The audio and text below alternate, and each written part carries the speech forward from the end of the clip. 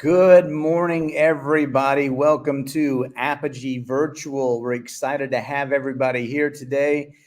We have an exciting group for you, a lot of good information that's going to be coming your way. As you all know, we had to postpone our virtual from earlier this month in October because Florida has seemed to be a magnet for hurricanes this year. Down here in Mexico, we've had our share of some rain, but nothing serious except from one coming through. So anyway, here we are today for you to make sure that we can bring you some information that's going to make your business better. So today we're going to have Sarah from Promax, Francisco, and Scott Bailey come in, and myself, and we're going to give you some different ideas on how you can improve things that are going on in your world today. Our goal is to make sure that simply you are improving every day in your business so that it can make a better life for you. What do we want you to do? We want you to make more money, but we want you to spend more time with your family or doing the things that you want to do. So let's go ahead and get started with our first speaker of the day. So if we'll go ahead and get Sarah added to the stage. Hello, Sarah. Good morning. How are you? Hey, everyone. Good morning. Sarah is a beast. Let's put it that way. She's up at 4 o'clock in the morning, and she's just working from the moment she starts until she goes to bed at I don't know what time, late, I think. So today, Sarah, your presentation is going to be on communication. Is that correct? Yes, that's correct. Good, because I need to pay a lot of attention to that because communication is not always my forte. I think people are reading my mind when I'm talking to them, so I don't always do a good job. So without further ado, Sarah, let's go ahead and get you started. So you guys, Sarah Islas. Thank you, Doug. It's already in here, the magic of technology. So good morning, everyone. As Doug mentioned, I'm Sarah. I work here in Promax as the Procalls manager. And today we're going to talk about how communication can improve the enrollments and the retention in your schools. Through my career in different industries, I've seen how communication can transform businesses' outcomes, and this is not an exception for any of your programs. Either it is martial arts after school, summer camp, presenting in a very positive way to the parents will always make you have these new enrollments that we are all looking for in this industry. So let's start on why communication matters. So effective communication is not just about answering questions. It's about building trust and credibility, especially when we are talking to parents, because parents, what they are always looking for is to have a place in which their children can be safe and the environment is engaging to their children. So if when they call, they are evaluating whether your program aligns with their needs and values. So just imagine a parent calling to ask you about your martial arts program, let's say. And if you respond promptly and in a very one way, that would impact on how the parents' perception is towards your school. And this will create a very first positive impression, and you will likely have like an increase of a 30% in your enrollments just by having a fast and efficient and personalized communication. So being responsive, especially during these seasons that we all know that are super important, for example, at the beginning of the school year or during the summer camp registration, will get you more people into your programs. If you delay any of these responses of the parents asking about your programs, well, it's a missed opportunity of having this connection. So again, it is important to have a quick and personalized communication with the parents, so you can demonstrate that you are committed to what they are asking, and that your program is valuable, reliable, and it is engaging for their children. So, in today's world, communication, as you might know, it's just not limited by phone calls. That probably is to 1980s.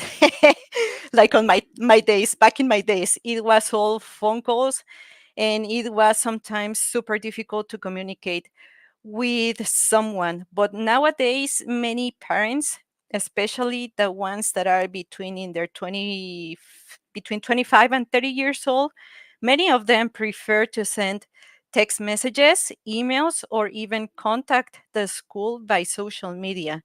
So if having this multi-channel approach is essential nowadays, and it will ensure that you meet parents where they are most comfortable in communicating. So when you limit your communication to only one channel, you are missing opportunities on connecting with potential leads who prefer other methods rather than just the classic one, which is like the phone call. So, for example, text messaging. Many parents prefer this type of communication because it is fast.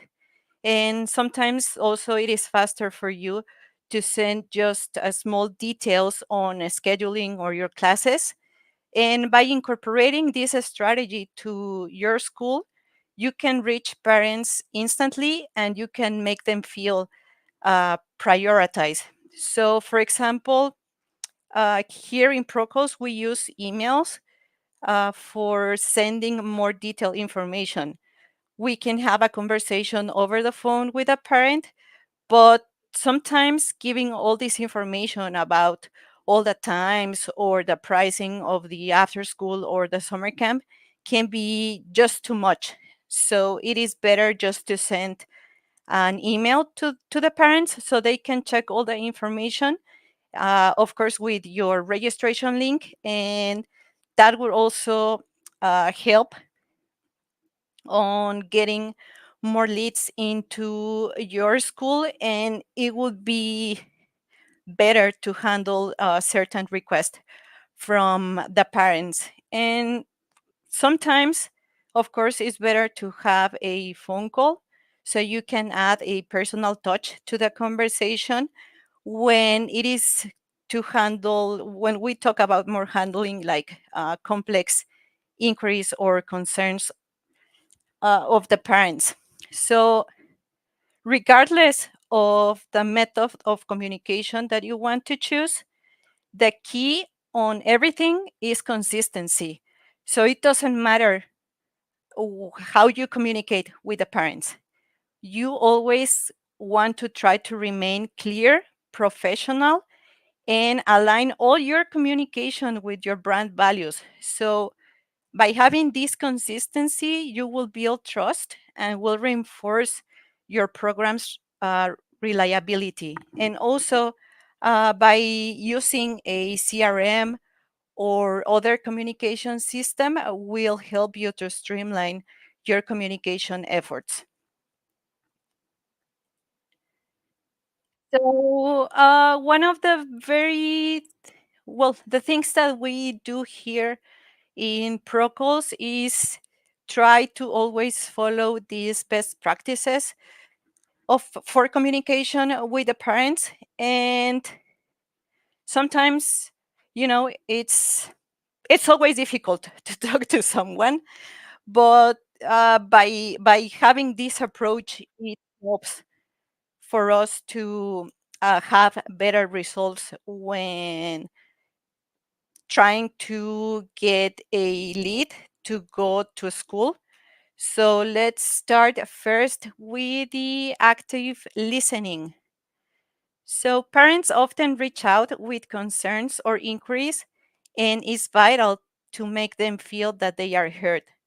So sometimes the connections are bad over the phone. So if we don't understand anything, or if you are not sure what the parent is asking, it's better just to repeat the question to make sure that you are actually understanding what the parent is asking for. So when you listen actively, you are acknowledging their needs and you are demonstrating empathy, which builds trust. Then we have the timeliness, that it is a crucial element. If there are many studies that have shown that responding within the first 5 to 10 minutes of a lead's inquiry, it increases the chances of engagement, and that will give you a higher percentage for you to book either a trial, a tour, or for have the parent to sign up for your after school or your summer camp program. And the one that I think is one of the most important is personalization. So by talking to the parent by their first name or mentioning their child's name will build rapport and of course also trust, and will give a more personalized experience, and it will show that your school can provide tailored solutions for your programs. So just by saying, for example, like, hey Amanda, I remember that we discussed about Jamie's class last week, it will make feel the parent to feel valued and appreciated. And let's go to the last one, which is setting clear expectations. So it is important to set these expectations. So, for example, if you are telling a parent that you are following up at 2 p.m., just make sure that you are calling the parent at 2 p.m. and stick to those timelines. This will help you build credibility, but it will also reduce the anxiety that the parents might have about what is next. So clear communication is a way to set your program apart and ensure a lasting positive impression of your school. So if you have any questions, please drop them in the chat. And at the end of the presentation, we'll be more than happy to address those questions. Let's continue with something that is pretty popular also nowadays, which is emotional intelligence. And I think that uh, this is also super important when you are communicating with parents. Not only with parents, but also with our peers. So just having emotional intelligence is just being aware of both our emotions and others' emotions. So allowing us to manage interactions like in a very simple way. So one of the key skills in emotional intelligence is empathy. And this means like understanding parents' concerns and addressing them in a way that shows genuine care. And again, this will help to build trust and rapport, and it will make parents feel value. Also, one of the other things that it is important to mention in the emotional intelligence is self regulation, especially when conversations become difficult. So, staying composed allow us to respond calmly and in a very professional way. And the last but not least, it is the social awareness. So, such as recognizing nonverbal cues will help us to adjust our communication to better suit each one of the situations.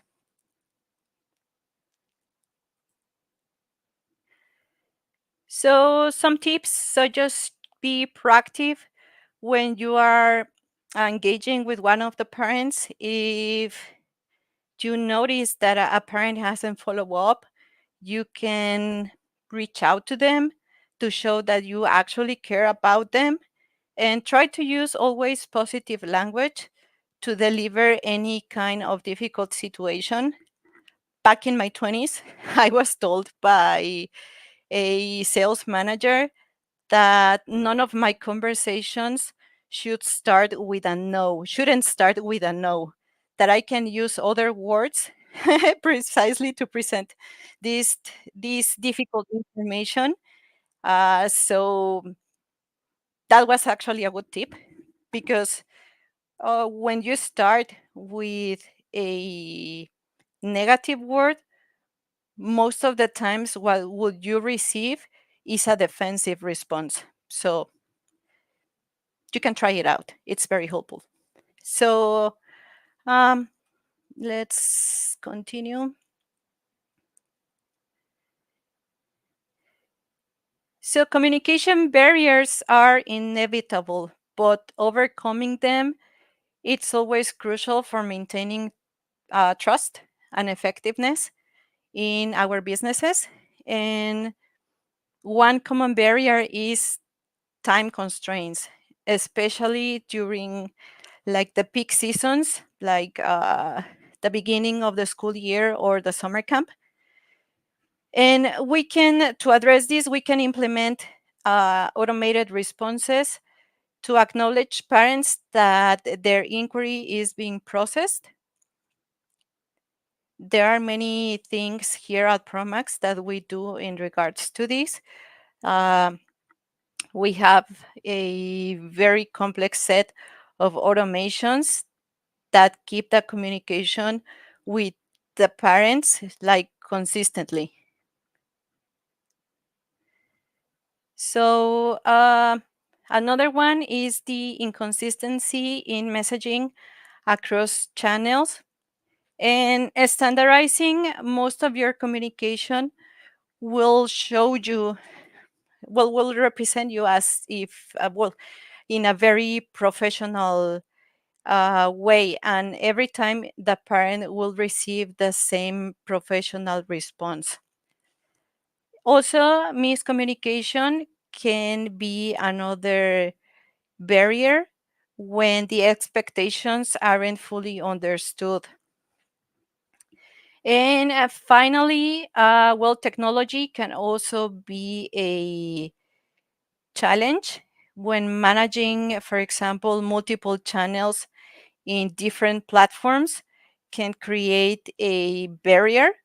But if you use just one CRM, that will help you to streamline your communication and will make your communication more effective, ensuring that nothing slips through the cracks. So let's go to something that is really interesting. And we have been doing this type of a study for about 6 months now. And it is interesting to see that when we talk to some business owners, everybody will tell us that they answer every single phone call. But the truth is that sadly, only 22% of the phone calls are answered. So that means that you are missing 77% of opportunities. And that is huge, super huge, because those are misleads. And then if we go into how to build rapport with the parents that are calling, many of them, they not even present themselves or the company that they are representing, the school that they are representing. And also nobody asks for the parent's name. As I was talking before, personalizing our communication is super important to build trust with the parents. But if we don't have the parent's name, how can we build this trust and feel the parent feel like they are important to you? Also, a huge majority didn't ask for the child's name or child's age. How are we supposed to provide the correct information to the parent if we don't have at least the age of the child? Also, if your team members are not asking to book a trial or a tour, you are missing a 50% of the chances to have a new member at your school. And what it is most important on this case of a study, and what we recommend you guys to do, is just to have a script for your team members. So when somebody calls, they can have the information in front of you and you do not provide these answers that I'm not familiar with the information. I don't know the pricing. Maybe I can call you later. You can look at the information at our website. So those are not professional answers, and you don't want that the parent feel that they are not important. Our goal will always be, when communicating with parents, is to make them feel that they are valued and important, and that the child will be in good care at your school. So, but we also have schools that are like the best. They always answer their phone calls.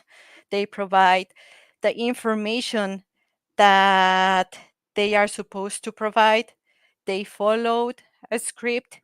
And a big shout out to these 5 schools like Karate Charlotte, KCN IBBA, Chang's Martial Arts, Family Martial Arts Academy, and Snap Kick Martial Arts.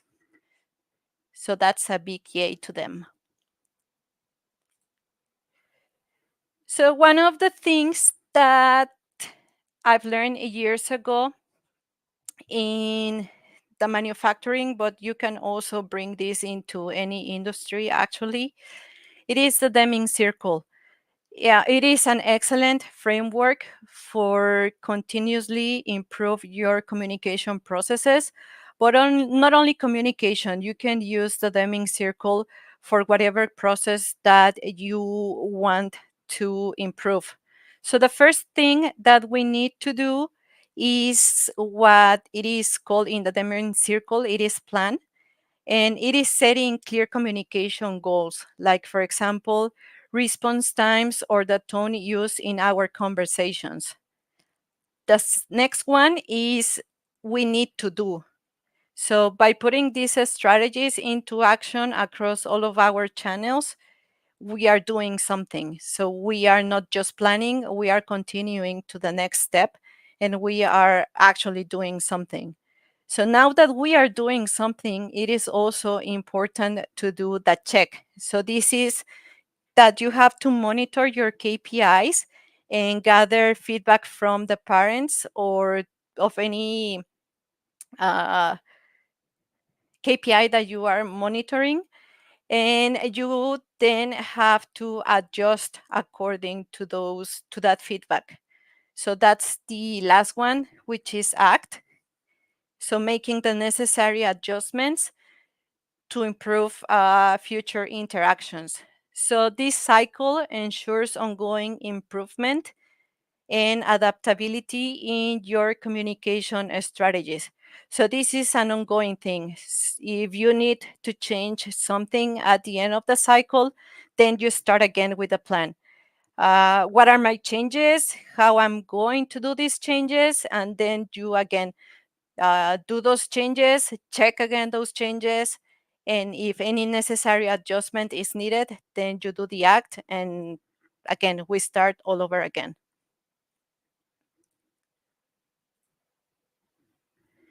So some additional tips and best practices. Um, Use technology. Technology, it's out there. Uh, we will always recommend to use a CRM that has all in one for efficiency and for tracking your numbers and for streamlining your communication. Also, creating SOPs will ensure consistent and professional interactions across all your communication channels. And do continuous training. Continuous training with your staff is vital for improving communication. And finally, you have to review your KPIs. Just because you're doing good doesn't mean that you can improve. So it's always about continuous improvement.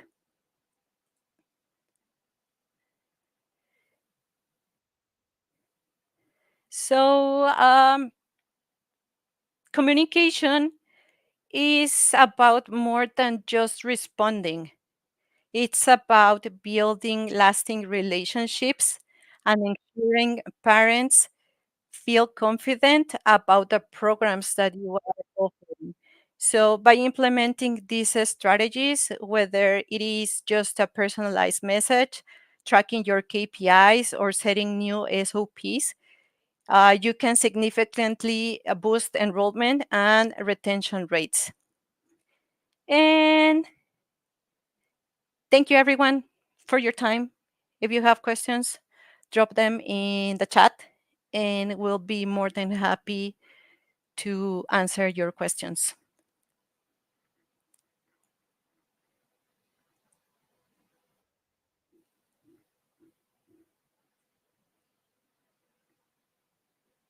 You're muted.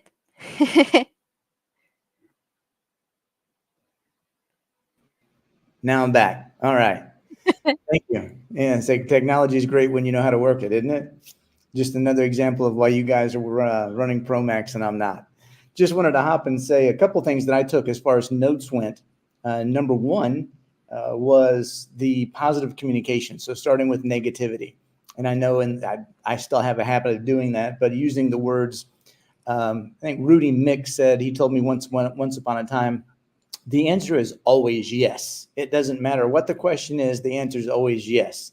So if you run a martial arts school and somebody calls and they ask if you can order pizza for them and have it delivered, the answer is yes. And here's what I'm going to do. I'm going to call Pizza Hut for you. So well, let's get to some questions done here. Let me see. One. Mr. Lawson says, "Thank you, Sarah." So hopefully, Lonray, you got some good stuff out of that. I know I did. The question would be, how would you handle a parent that is being rude on the phone? That's a great question. That's a great question, actually. First of all, breathe, because sometimes we take things super personal, and none of this is personal. Sometimes there are many external things that affects our mood. Either it is the parent or ourselves. So the first thing is just breathe, relax. It's not that the parent is shouting at you personally. So it's just, first of all, let them talk. Let them talk.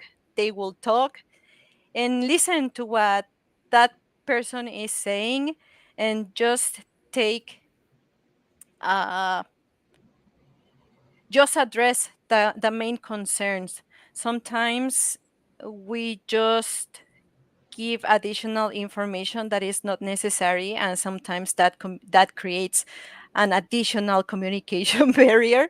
So just answer what it is asked. And most of the times when parents are being rude, it's because something external happened, not necessarily to their child, but it's just important just to active listen, breathe, and respond in a very calm way. And at the end, you will have a happy parent. That's a fantastic answer. And another person somewhere down the line told me once that I have one mouth and two ears, and I should learn to use them in the same process.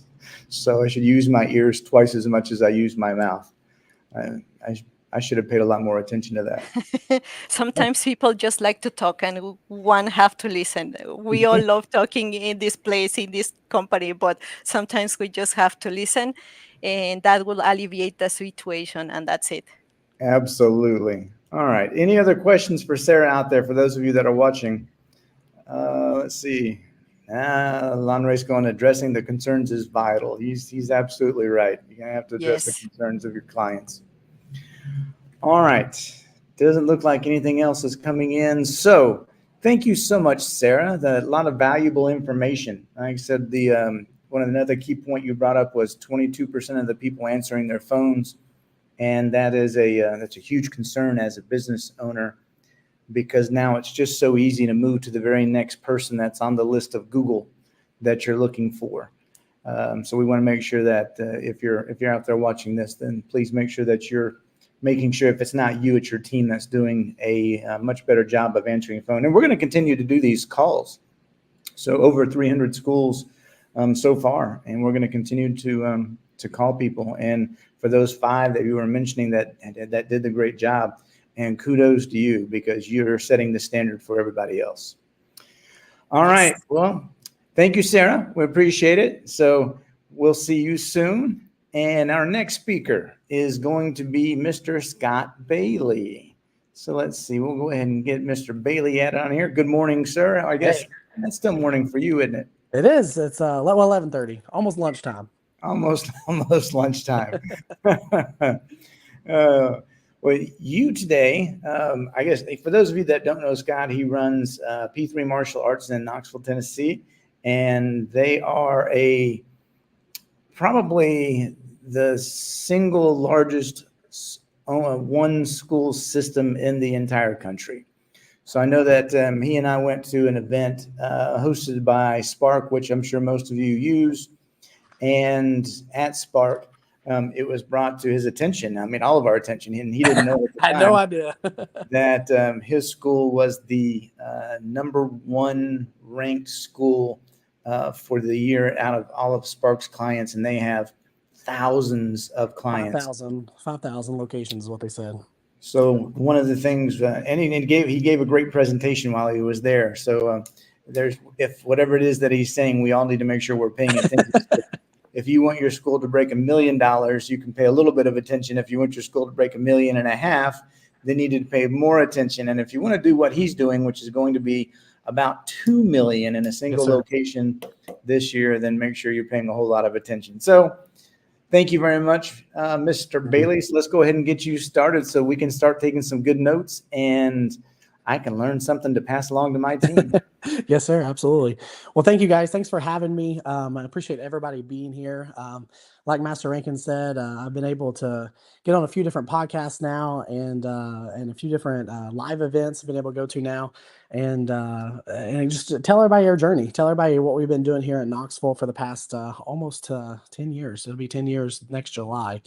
So it's been an incredible journey. So when I was thinking about what I wanted to present, I was thinking about how we started and the core values that our company has and how that all kind of integrates with marketing and what we do here in Knoxville. So, I want to present on, why family-centric programs matter, because I believe family-centric programs are the easiest way to naturally grow your program.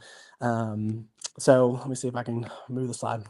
So again, I'm Scott Bailey. I am the owner of P3 Sportsplex in Knoxville, Tennessee. 33 years old. I'm a father of 4. And again, it's just been an incredible journey. When I first started this journey, I was a broke college kid. I was 23 years old, just graduated college. I started another martial arts school here in town when I was 19. And then when I graduated college, I decided I wanted to do it on my own. A little tumultuous journey, but it's been a great journey nonetheless. So now we're multimillionaire in just 9 years, which is insane to think about and a very humbling experience for sure. So this little deli is where I used to go, me and my mom and my brother. My dad was an over-road truck driver, so he was not home very much. And so this little deli was our eating out. We went there to get hot dogs once a week because that's honestly all we could afford. So when I say I come up from a very humble upbringing, I truly mean it. And then on the right is my beautiful family. It's my wife, Kavina, and then our 4 kids. So like Mr. Rankin said, we are number 1 in Spark for revenue and retention out of 5,000 locations across the world. I had no idea I was going to be kind of awarded this honor. I didn't think we were good enough to be at the top in general. I guess, again, it goes back to that martial art mindset. But, so when I was thinking about this presentation, I thought about the 6 pillars of having a family-centric program. And so that's what I'm going to be presenting on today. And I want you to remember that when you're starting this program or when you're doing this, you're in the hobby of martial arts, but you're in the business of relationships. Right. So again, a lot of us started martial arts because we thought it was fun. We like to chop things, we like to break boards, sometimes concrete. Right. But we're really in the business of relationships. And going back to what Sarah talked about in her, presentation about phone calls and communication, that's where it starts. It starts from answering your phone. When I was at the Spark event, we audited every person in attendance. And again, the metrics don't lie, the KPIs don't lie. And the majority of people just aren't answering their phones, or they're not responding to text messages in a timely manner. And so for my team, I try to shoot for every phone call answered no matter what. If we don't answer, we call back within 5 minutes. And then every text message is answered under 5 minutes. Again, we're not 100%, but it's a priority on our bucket list. So these are the 6 pillars. And this is when you become the one in your community, right? Is when you address all these pillars. And so, a lot of us in our minds think we hit these pillars, but until you start seeing it on social media, until you start seeing your parents talk about it online, until you start seeing all of the chatter about your company, you are not the one, right? So you're missing something. We all strive for this, but if you want to be the one in your community, you need to hit all 6 of these. So my business supports modern family needs, right? Post-COVID, the family dynamic has changed a lot. You hear a lot of times, I'm so busy, and they're doing one activity, right? The kids are. We had a lot of families before COVID that was doing 3 and 4 activities, and they were never busy. They say, "Oh, we'll do the extra. We'll go to tournament. We'll do this." Right now, it's a lot of people are more personalized in their time. Does your class schedule meet that modern family's needs? If they only have class on Tuesday and Wednesday, you're probably missing some clients or potential clients. The second pillar is, my business is trusted for growth and development. So when you're talking about the children or the kids or the students inside your businesses, are they actually growing? Are they getting better? Or are they just going through the motions? Are they doing better in school? Again, is your strategies that you're teaching them here moving on into outside the world around them? Number 3, my business enhances life skills beyond the mat, right? So, for us, that's something we really focus on. I saw a thing yesterday by one of the industry leaders, and it kind of bothered me because I started martial arts when I was 10 years old, and I worked every day. I went to events. I learned from people, people above me, people below me. I learned from everybody I could. And I'm 33 now. And so in these past 20 years, this industry has given me everything I have. And so when I talk about enhancing life skills, I'm talking about, are we teaching young people how to answer the phones? Are we teaching them business skills? Are we teaching them how to communicate? All these things that are outside of what martial arts is, but that we all know that martial arts actually teaches, right? That leadership, that commitment, that journey. Number 4, my business is a convenient solution for stay-at-home and working parents, right? So again, are you slicing out a particular side of the demographic because you don't have homeschool classes? We don't have homeschool classes. We can't handle that right now. We're over capacity as it is, right? But I know a lot of people have that opportunity to do that, and that may be another demographic you want to pull into your company. Number 5, my business offers family-friendly year-round options, right? So you've got to be open. You've got to be open for business. So I know a lot of schools, they'll close for, 2.5 weeks at Christmas time. Well, those are some of the best times to have those one-on-one conversations with your martial arts students, right? The classes are smaller. It's more intimate. That's when you make an impact and pull those people closer to you, right? I tell everybody all the time, business is like a web, right? And so all you're doing is you're weaving your web in your community, and you're pulling these people into you constantly, right? Now, as your business grows, you need awesome people around you, your staff, to continue pulling those people into your web, right? And the number 6, my business builds a supportive community for parents and kids. When you're known as the one, everyone around you becomes a part of your brand and your community, right? And so the next people I'm going to show you here after this is some of my students that have been with us a very long time, and they build that community with us, right? And it's just an amazing thing to watch. So again, if you want to be known as being successful, and the one, follow these 6 pillars. If you will attack them every day, you will be successful no matter what. For me, I do it with a martial art program, an after school program, and we also have a cheer and tumbling program, right? The reason we started a cheer and tumbling program is I was watching all these little girls leave my after school program, and they were in their leotards and their gymnastics gear. And we had a spring floor. We were our pro training team for martial arts with the weapons and stuff. They were training on the spring floor, and I was missing an entire demographic. So going back to, you know, my business is a convenient solution. We offer convenient class times. It's family friendly and it supports our kids, right? So, you know, all these little girls would leave and go to other places when they were literally here from my after school program. And so that's why we started a cheer and tumbling program, to give them an area that they love and they want to pursue. So an after school program and a summer camp program, it provides opportunities for families to enroll in martial arts or whatever you do that never would have otherwise been able to attend, right? It's a requirement for their families. So an after school and summer camp program is an absolute requirement for, probably 60 to 70% of families. Master Ron Sell, he said, we had the top retention rate out of all of the 5,000 schools. And I truly believe it's because of our after school program. It increases our retention rate. Typically, our retention rate right now is people stay with us for about 20 to 21 months. And again, if you don't have Spark, or if you do have Spark, you can look at your ultimate stats and it will tell you exactly what that is. It also increases our lifetime value. So we're around, I think, $4,600 for our lifetime value of members. And then it also increases your monthly recurring revenue.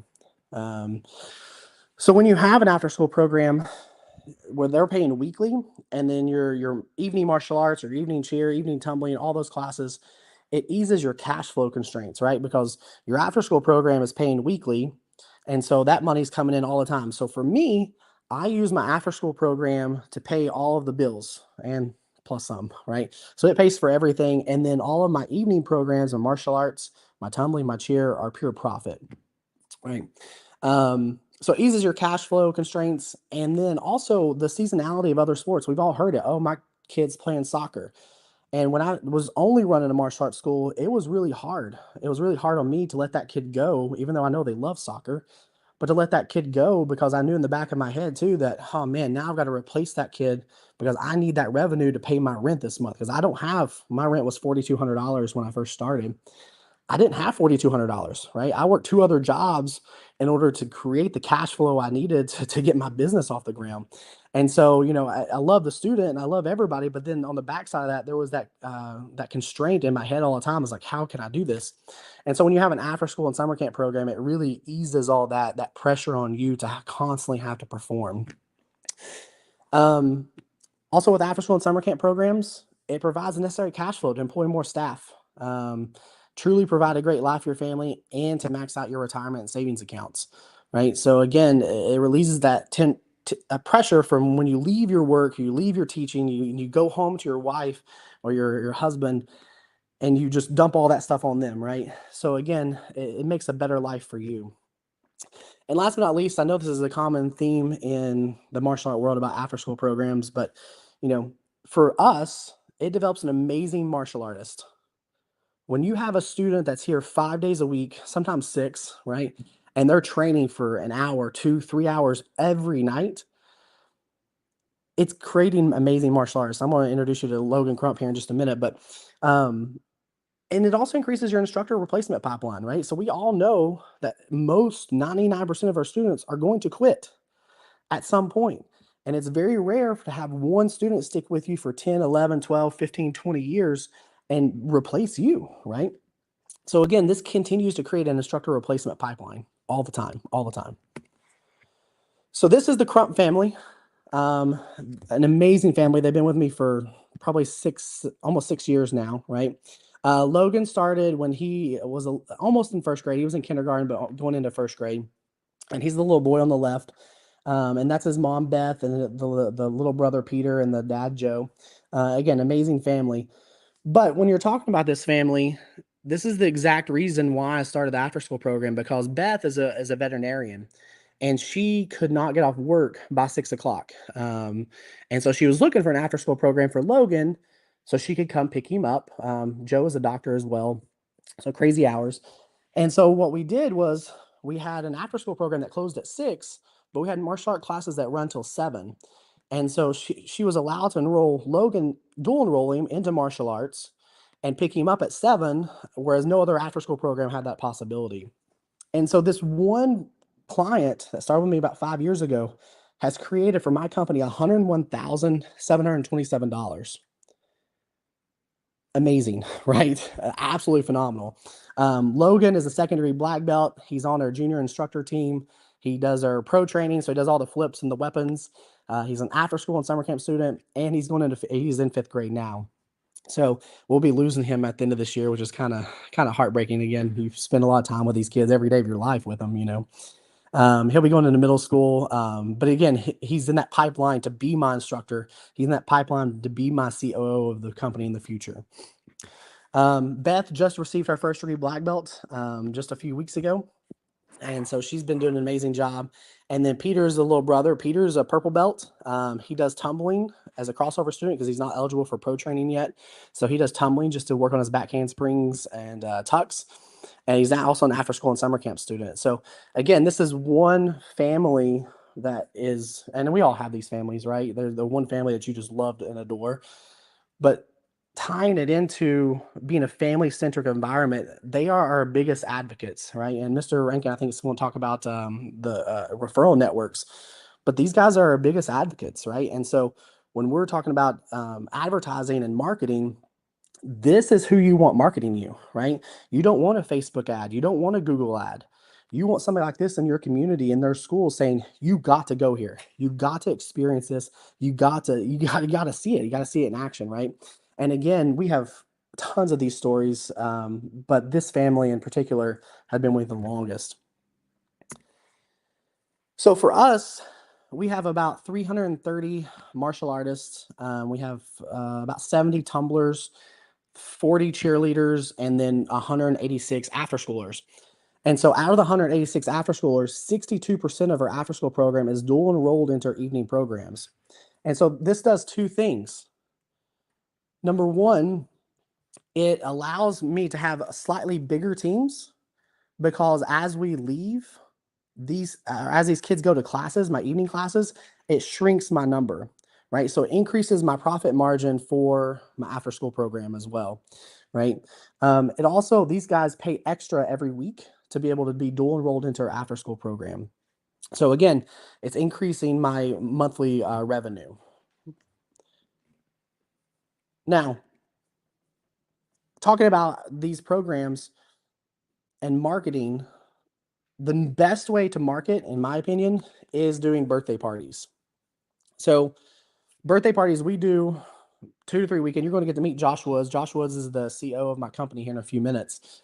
But we have so far, I've done about $40,000 this year just in birthday party packages, right? And what I love about this is that people are able to experience, right? This is actually how the Crump started. They come to a birthday party for a little boy when we were starting our after school program. But people are able to experience your program, and not only experience it, but the parents are there to watch it, right? So what I see a lot of times is, especially nowadays, parents are so busy, they're in their phone, that no one's really paying attention to what's going on. Though, but at a birthday party, they're there with their parents and they're watching your team interact with these kids, and all the parents are already starting to talk, right? Because they're already friends, right? And then again, it expands and expands. So this is our number one source of any marketing. We don't do paid marketing. And what I love about this is parents are actually paying us to do marketing for our company. So far this year, our birthday party system has created 251 unique leads. So those are people that have come in to experience birthday parties. October and November are completely booked, 3 parties every weekend except for Thanksgiving. And then on average, the parents, instead of you paying Google and Facebook, right, our parents and parents of our community have paid us $157.35 per unique lead. right? So our company's not expending that. Parents are paying us to create these leads. It's beautiful.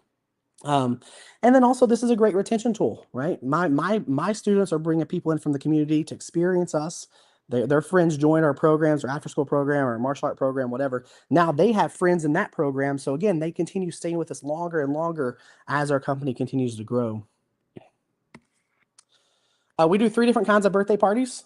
Number 1, we do a ninja samurai party. So again, a lot of that is some parkour, some martial arts. We don't do it like a typical class, right? It's a 15-minute, teach a front kick, teach a punch, wrist grab release, stranger don't touch me there, right?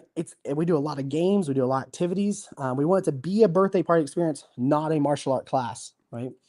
We also do a Nerf party. Again, that experience starts off the similar. You have your parkour, you have some games, and then you go into Nerf battles, right? And then the last one is our Jedi party.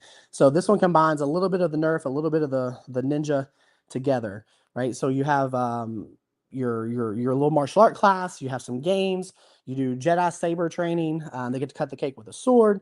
Again, it's a total blast. So this is my free birthday party blueprint. Actually, Mr. Josh Woods made this blueprint for you guys. If you take your phones out and you can scan that QR code, you can opt in and it will text you a link that you can literally watch step by step of what we do in a birthday party, right? Again, this system alone so far this year has created about $40,000 in revenue for our company on top of creating the unique leads, which is, again, I think beautiful. And if you miss this, then just get with the team. We'll send it to you. Not a big deal. Again, I'm a big component of community events.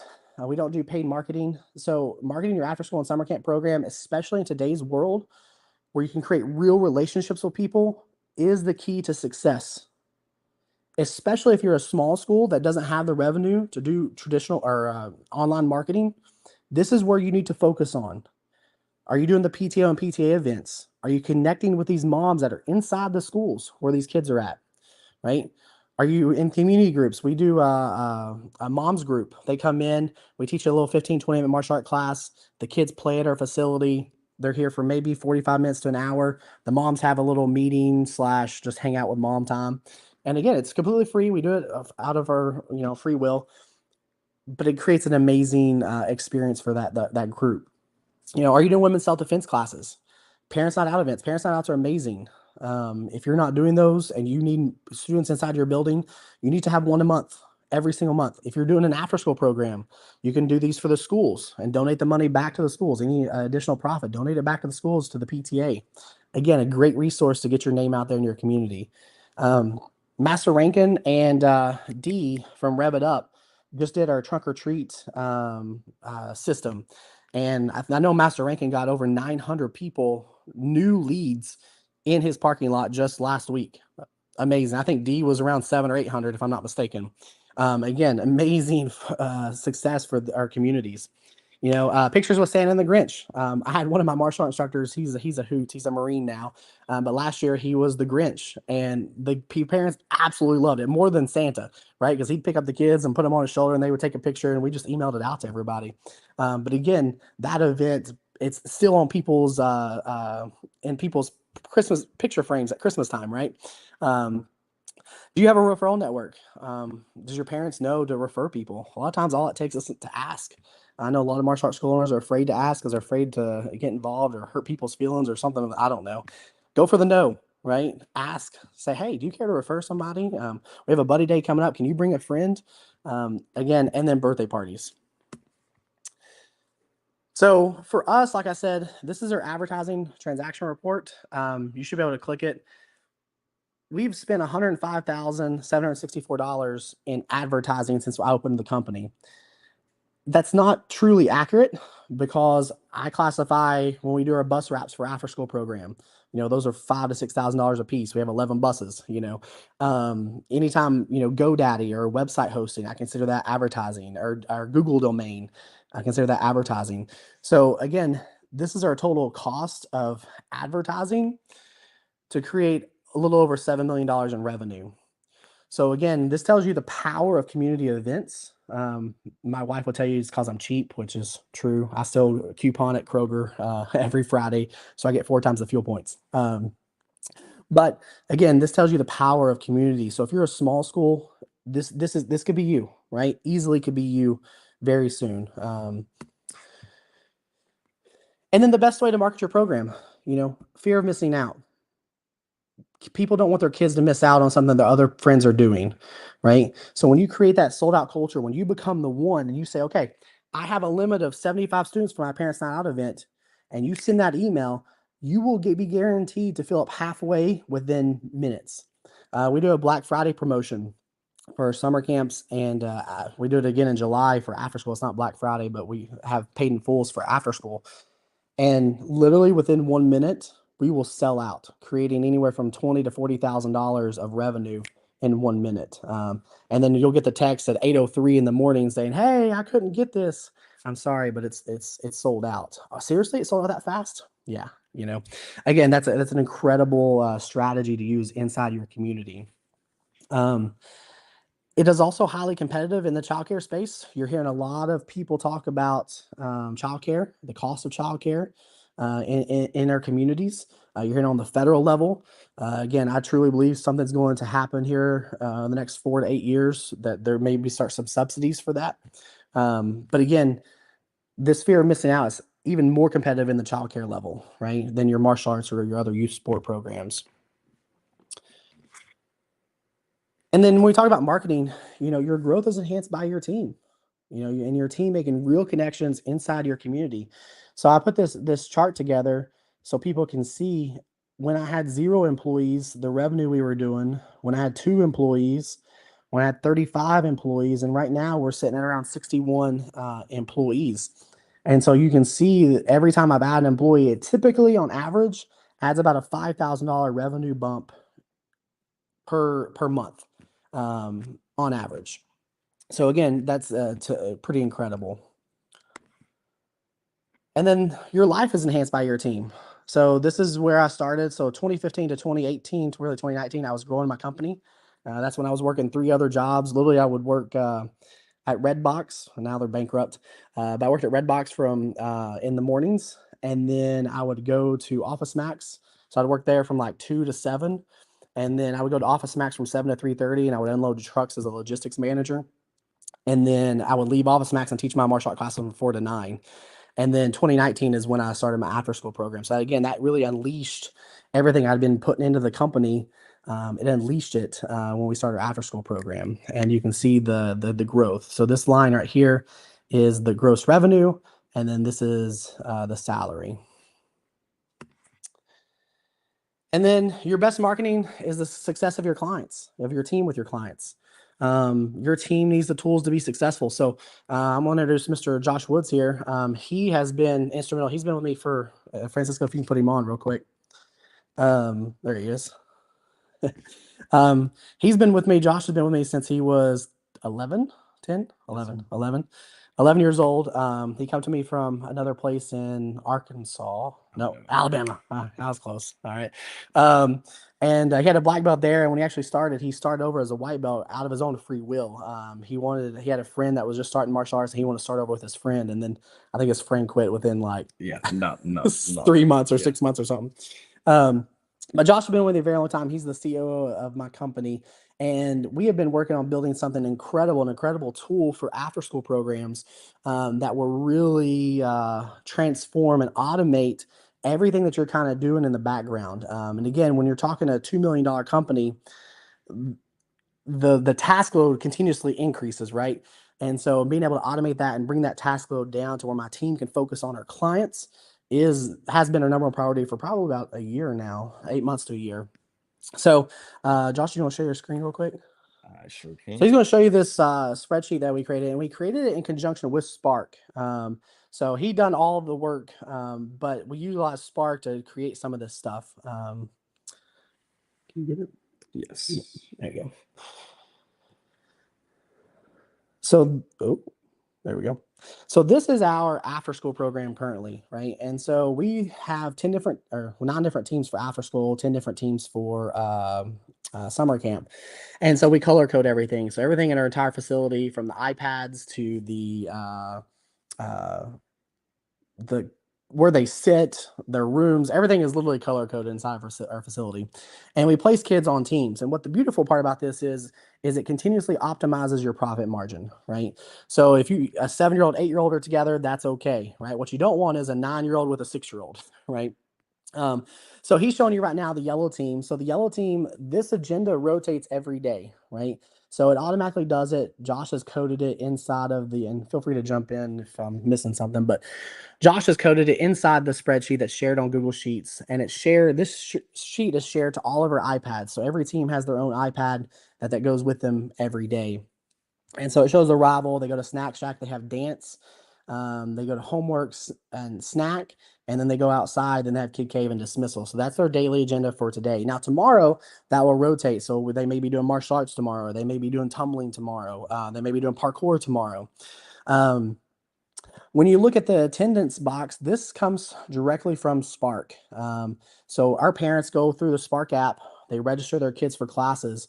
And all we do is pull the Excel file from Spark, upload it, and it automatically finds the kid and puts it where they want it to, where they're supposed to be. So if you'll see, Natalie Clary is supposed to go to 4 o'clock martial arts, and she goes to level 1 tumbling. So she's dual enrolled twice, actually 3 times. She has cheer too. So she does martial arts with us, she does tumbling with us, and she does cheer with us. Desmond Miller has class at 4 o'clock, right? So again, this does automatically. All you gotta do is copy and paste the Excel file into Spark. Next up is the snack quantities. So parents do this through Spark. They select how many snacks they want their kid to have per day, and our team on Friday goes through and charges them. So all the coach does is it says that Luke is allowed to have 2 snacks per day. So he may only want 1 today. So Josh will select 1 for him. He may want 2 today. So Josh can go back in and fix it. Super easy, right? And we'll show you guys what that does here in just a minute. Now, if Josh selects 4, well, the spreadsheet's going to automatically say, oh, no, that's incorrect, right? And it's going to flag him for the coach, but it'll also flag us on the back end too for our admin team that's going through and charging these snacks. Now, every day, every week, my parents get a picture. So we send a picture to the kids. So we have different coaches. We have 61 employees. So we have different coaches doing different teams every day, depending on their schedules. So you'll see that Scott Herbst got a picture yesterday. They're supposed to do 5 a day, Monday through Thursday. So by Friday, we're only hunting down a few kids that may not have been here or may have been sick. Now for homework rotates every day too. So it does this automatically depending on what day it is. So our coaches go through and ask them if they have homework. If they do have homework, they'll mark yes. And then during snack time, they'll go ahead and do that during that time. And this is something new we just launched probably in the past, what, Josh, 2 months? Yeah, 2 months. 2 months is their behavior. So every day that the kid is here, our coaches will go in and mark the behavior for the kid, right? 5 being amazing, 1 being, hey, we need to have a conversation with the parent. And so this report with the notes, so Josh can type that, hey, Luca had an amazing day today on Tuesday or Wednesday or whatever it is, right? And this behavior score and the notes with 1 click of a button will be emailed out to every parent every week. That way they know how their kid is behaving while they're here with us, right? Again, this is a great tool that we use in order so that parents can be on our side, right? It's not what the kid's telling them. It's our coaches, our team with the parent supporting the kid. And at the very end, you've obviously got your medical concerns. If they don't have any, some of them have peanut allergies or different things like that. It's on there too, so they can see it. Now, the beautiful part about this, so every team is on here. The beautiful part about this, Josh, if you'll scroll over to the absent report. So this absent report, our parents text us every day if their kid's going to be absent, right? And so we go to Spark and we pull our absent report for our after school program every day. We do this at 1 o'clock every day. So these are our kids absent today. So Josh is going to export to Excel. And again, everything's like this. Your class rosters are like this. Your absent reports like this. So he's going to copy and paste that Excel file. I don't know if you guys can see that, but he's working on it. And then he's literally going to import it into our roster. Now, the beautiful part about this is that once he copies and pastes that in here, then if you go to any of the teams, you'll start to see that those kids have been blacked out. Maybe. May have to refresh. Might have to. Oh, almost had it. There we go. Yeah. So you'll see that instead of having 20 kids on the red team today, now we only have 13, right?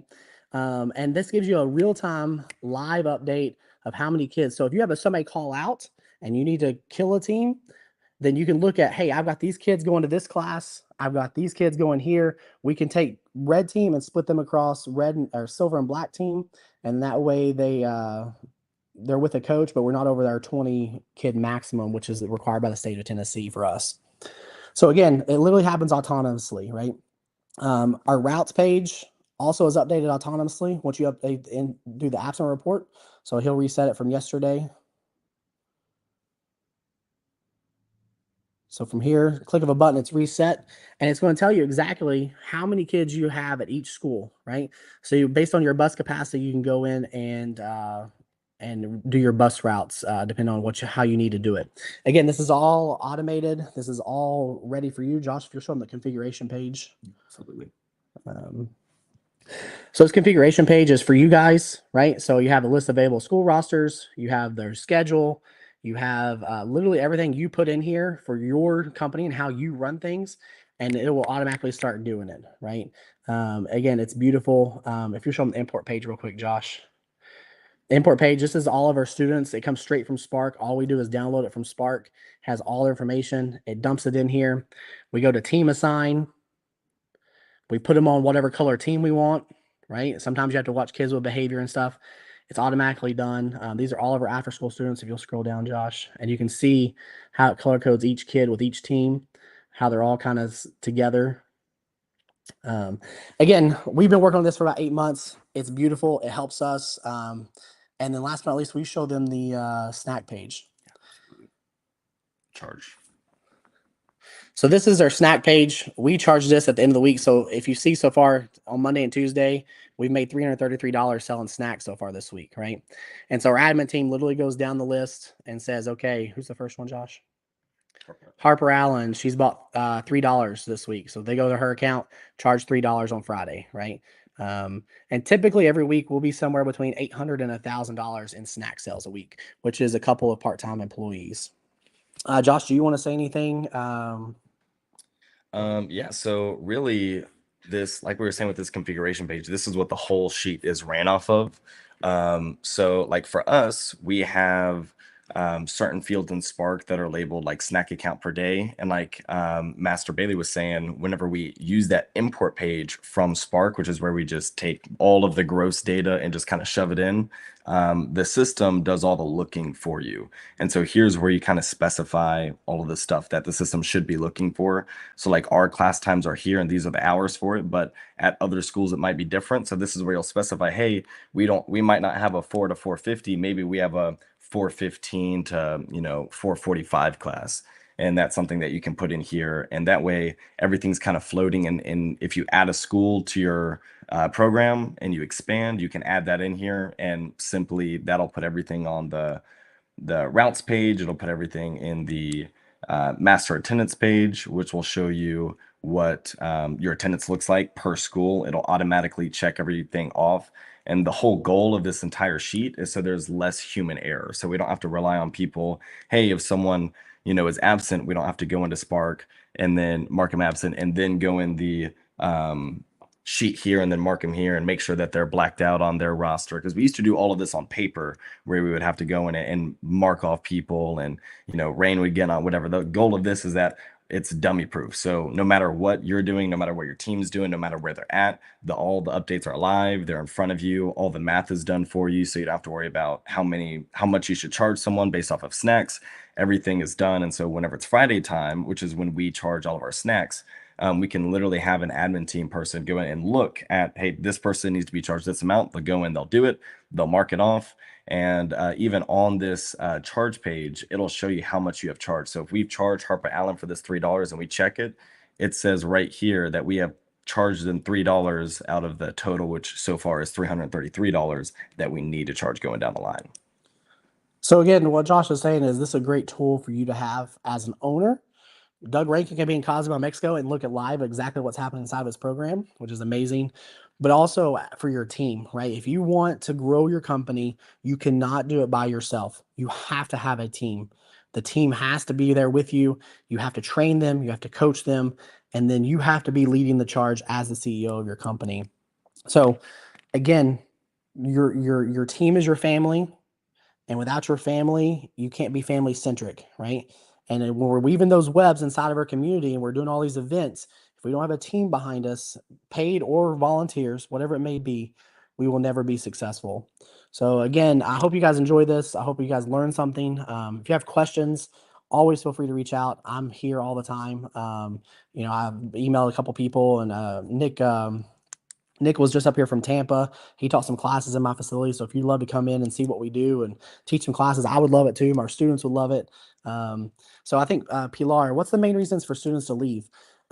Typically it's outside of our facility. Most time it's outside of our control. The family moves, somebody loses a job or gets a different job, schedule doesn't vibe well. Sometimes they leave due to other sports, especially when you have big transition periods of, an 8th grader going to high school and they want to do high school football or high school basketball or something of that nature. But the beautiful part too is when you train them young, just like Mr. Josh Wood sitting here, when you train them young, your company becomes the very essence of their life almost, right? And so they're right here with you, leading the charge inside your company. And again, I think that's for me, and living that life of a 10-year-old doing this to a 33-year-old, and now having young men and women behind me that are doing the same thing is just absolutely beautiful. Landry, how do you grow your school in a low income area? I would say that's probably the hardest thing you could possibly do, Landry. For me, I purposely established my school in a very, very high, very affluent area, because I knew the challenge of opening a business was going to be incredible, and I knew that would help kind of alleviate that to some extent. A low income area means that you don't have high profit margins, right? So when you don't have high profit margins, you have to be on top of your books. I do my books myself. I know a lot of people divvy it out. I do them myself because I want to see exactly every day where our profit is, where it's going, right? How much our profit margin is. We typically profit somewhere between 40 and 50% month over month, year over year. And again, I try to maintain that. So I get rid of all my expenses I don't need, right? Every expense I don't need, I always try to get rid of it. Whether it be a $10 Netflix subscription. Again, my wife says I'm super cheap, which is kind of true. My 3-year-old knows that if we go to the grocery store and muffins aren't on sale, we don't buy muffins. We only buy them when they're on sale, which sounds crazy, but that's what we do in my family. So, those community events are going to be your key, right? Community events and referrals are going to be the best thing that you can do, but you have to focus on it. You have to do it. You have to ask people for referrals. And if they don't, then just be like, hey, did you tell your friend about us? I'd love to see him in here, right? And again, it's all genuine. You just have to be a genuine person when you're doing this. Are the snack charges for your students included in your monthly or yearly revenue calculations? Yeah. So pretty much everything goes into our revenue stream. So I don't think there's anything that doesn't go in our revenue stream. But yeah, so everything's included with that. So again, parents select. We have a lot of parents that they pack their kids snacks. We also have a lot of parents that they don't want to deal with that every day, and they opt to be charged every week for it. So typically on snacks, we charge $1.50 for all snacks, and typically we make somewhere between 80 cents to $1.20, depending on what the kid picks and stuff. So any more questions? Thanks for the questions, guys. I truly appreciate it. Some good questions as well. Yeah. Thanks for the presentation, Scott. I had a question. Again, taking some notes here. What is it that, in your opinion, because I have my own, that the company that you work for, Redbox, why is it that you think that they went bankrupt? It's funny because I worked for them for 3 years. It was a great company. They gave you a car stipend. They paid you mileage. They paid you a great hourly rate. Had great medical insurance. And honestly, they adapted a lot. A lot of people don't realize, but they had when Netflix and all that kind of stuff started coming big, they actually took their equipment, their machines, and pushed them out to very rural areas that didn't have internet broadband, right? So that's why you saw them at the Dollar General store that was in the middle of nowhere in in Tennessee or wherever you're at. So they did adapt a lot, which most businesses do not do. But I think the ease and accessibility of having it in people's homes is truly what took out Redbox. Like I said, they're a great company and they did great. Even with Disney, they had a beef with Disney. So Disney would release a movie, but they wouldn't release it to Redbox. So we would go out every Thursday of a release and we would buy every DVD in Walmart, right? And we would come back to the shop and we would take the packaging out. We would put the DVDs in the Redbox case, put the little barcode on it so the scanners could read them inside the machines and put those in our kiosk. So a lot of people don't realize they did that, but again, they truly were an adaptable company, but I think the ease and accessibility in people's homes was what truly finally pushed them over their limit. Well, even though I think they tried to be adaptive, what I think ended up happening, or at least again, here's part of my opinion, is that they made some poor choices on how to become adaptive and to be able to change. So that, if we go back and talk about Blockbuster and how big they were for so long, now everything's streaming mode and how they went out of business as well. So even for any business, it doesn't matter what it is that we're talking about. I think if you choose to say, hey, I can change and I can be adaptive to the new environment, you still have to make the right choices to be able to do that.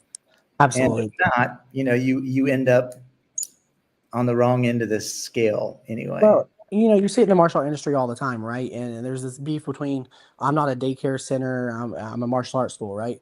And, and to some extent, I do daycare, but the majority of my students, they're dual enrolled in all my programs, right? 62% of them are, right? Yeah. So but it's beautiful for families because now the nuclear family can come back together, right? So instead of the mom picking them up here at 5:00, running them to tumbling class or running them to another martial art facility or whatever they're doing, and then getting home at 6:30 and having to do homework, having to do bedtimes, and then they're in bed by 9:00, the parent's spending an hour with them.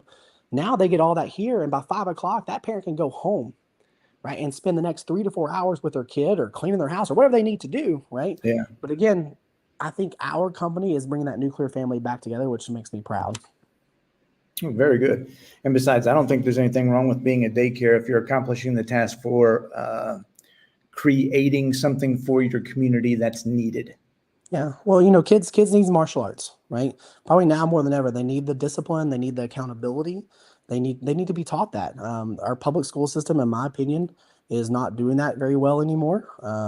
And so they need people in our community that will step up and lead that charge. Agreed. Well, thank you, Josh, by the way. Thanks for hopping on here to push along that spreadsheet. Yes. A couple of quick things about that spreadsheet is that I've seen that before a couple of times. And the first time I saw it, it was like, holy, this thing, there's no way in hell this is actually going to be able to work for anybody.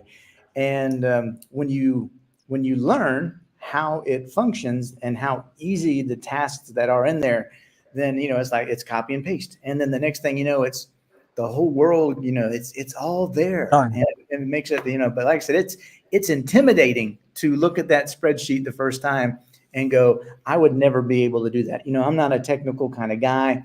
I'd never be able to make this work. But the truth of it is, it's not hard. It's definitely one of those things that even I can do. Well, and again, the beautiful thing about him is, he's that 10-year-old student that started with me, right?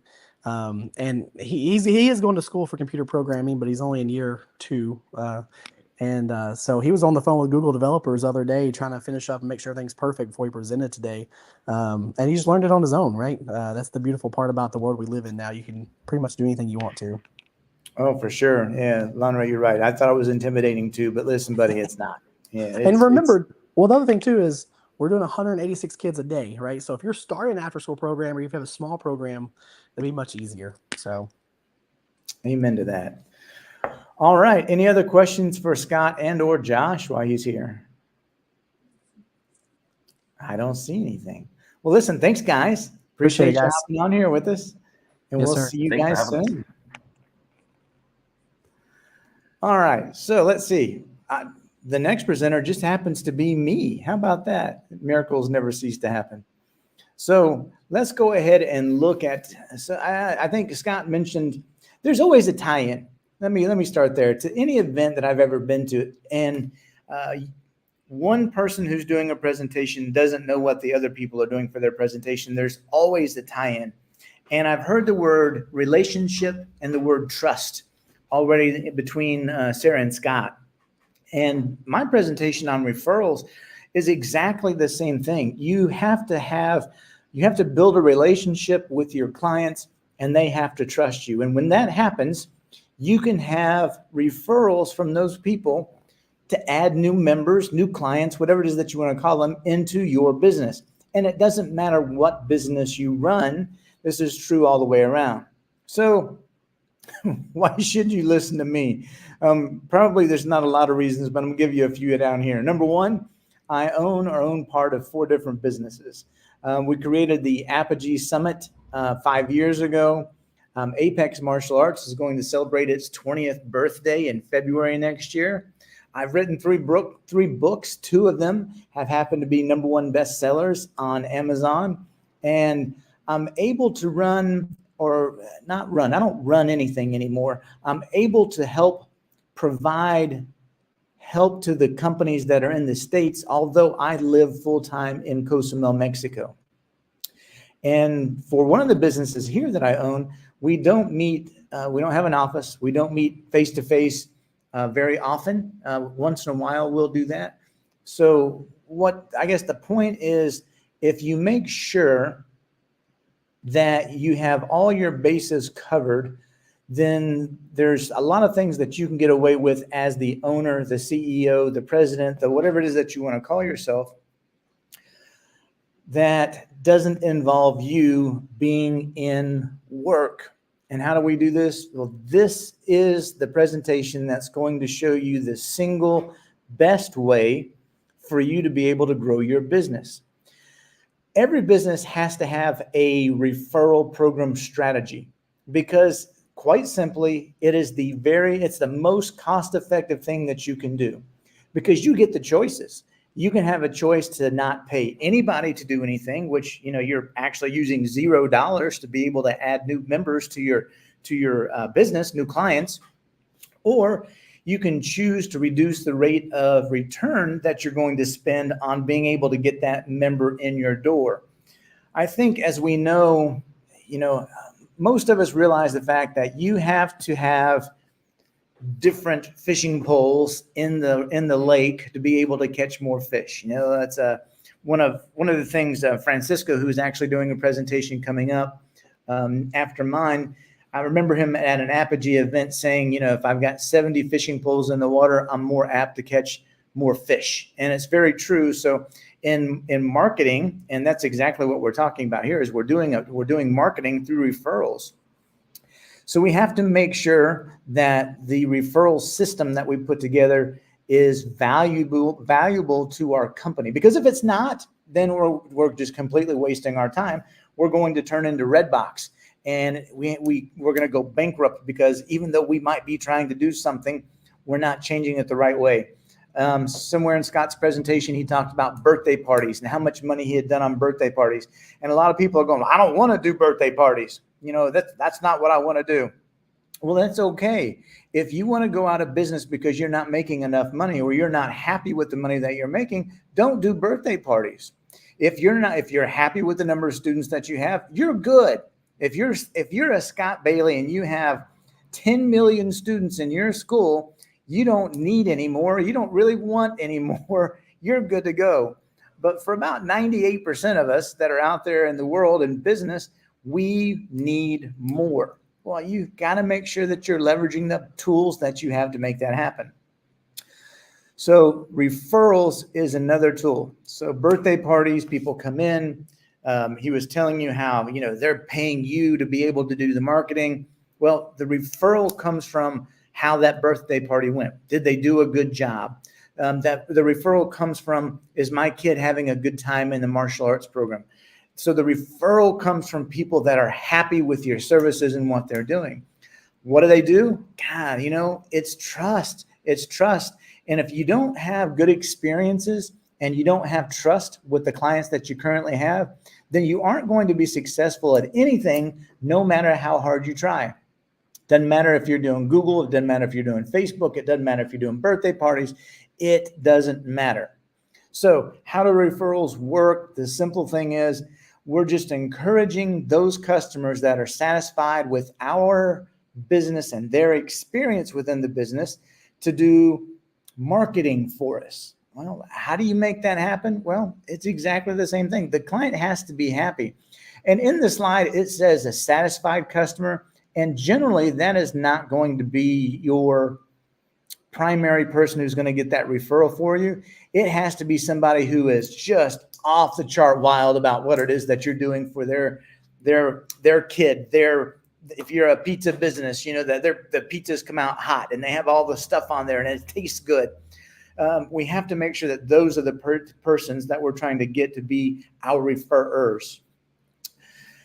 Every business needs to have referrals because we've already talked about it's extremely inexpensive to be able to do. The cost of getting a new member through Facebook and Google now runs between $300 and $500 per person. That's not the prospect. So I can get a cost per acquisition, I can get a cost per click, and those are all going to be smaller numbers. But by the time that person comes in the door, that's going to cost somewhere between $300 and $500. The conversion rate when we get somebody to come in our door from an outside source like Google and or Facebook is going to be less than what it's going to be from somebody who comes from a member that's already in this family who's super excited about what's going on within the business. So the conversion rates go up because of the trust that we have in there. And then it also encourages customer loyalty so that customer is going to stay longer. Again, Mr. Bailey was talking about he's got people that have stayed with him for years and years and years. At Apex, we've got some students that are down there that have been with us 10 plus years as well. We've got to make sure that we're using those people. We're utilizing those people that are there long-term, or those people that are brand new, that are so excited to be there that they're willing to tell others about that. And again, most of us don't do a good job with the referral program. A, we probably don't have a referral program. B, if we have one, that means we're probably not telling people about it. And if we have a referral program and we're not telling about it, we might as well not have one at all. So we've already talked about how the cost for a referral is a lot cheaper than a cost for paid marketing. Also keep in mind that anything that we do outside, even community events, birthday parties, it doesn't matter what it is, the lead is not going to be as warm or as hot as the one where I go out and I tell my friends the experience that I'm having at XYZ business and what a great job they're doing. If I'm looking for people to make birthday cakes, then I'm going to go and I'm going to say, this place, I went to Bob's birthday cake place, and they did the best job with this cake that I've ever had. I'm going to tell all of my friends that, and my friends are more than likely going to remember that I talked about Bob and how well his cakes were, and they're probably going to go see Bob to do that as well. So we've got to make sure that we have a program that's in place. I keep saying it, and I can't tell you how important it is to have a program in place that you're telling people about that's effective for you. So here it is again, build trust. We've got to be able to build trust with the people that we have as our clients. Our client they can be your most powerful advocate, both positively or negatively. It depends on how you're doing in your particular job. The happiest customers are the ones that are going to be going, I'll do anything. I can see the value of your business and what goes on. At Splinter's Axe House in Cozumel, if people have a poor experience, they're going to tell their friends. Well, what does that mean? That means people are not going to come and throw hatchets down here. So we have to make sure, again, our job is to make sure that we have everybody has a positive experience, and then we ask them to do a couple of things for us. We ask them to give us a review, number one, and then we ask them to tell somebody about their experience so that they can come in and try it out as well. And then again, it doesn't matter what business it is that you use. Doesn't matter your business. You have to have referrals. You could be a construction company. You can be a doctor. It doesn't matter. Okay. So some of the things that you can do to help motivate your clients to be able to be your advocate is that you give them some sort of a reward. You might want to give them some sort of a discount. You can give them a free service. You can give them some kind of special offers. Make them feel like a VIP, because they are. Some of the examples, they get a 10% discount for every successful referral. What does 10% mean? If you're a martial arts school, it could be maybe they get 10% off something in your pro shop. Maybe they get 20% off something in your pro shop. Maybe they get a discount on going to a tournament, maybe a testing. You pick whatever it is that you're going to do. But whatever it is, that cost is still going to be a lot less than you trying to go out and find somebody on Facebook or Google, period. There's no way to get around that. Here's the other examples. You can read those. There's no sense in me going over those things. So the key is making sure that the referral process is easy. If it's cumbersome, you're just not going to do it. It's like learning a form in the martial arts. You're not going to teach a form or pattern that has 62 moves to somebody who's there for their first day. You're just not going to do it, because they're not going to, most aren't going to learn it. They're not going to be able to do a good job, and they're going to get frustrated and they're going to quit. So we have to make sure that we're making the process easy. So the easy thing is you provide an online link or a code that they can share. And by doing this, it makes it simple for the referrer and the referee. Hopefully I'm getting those words right. Sometimes I get confused.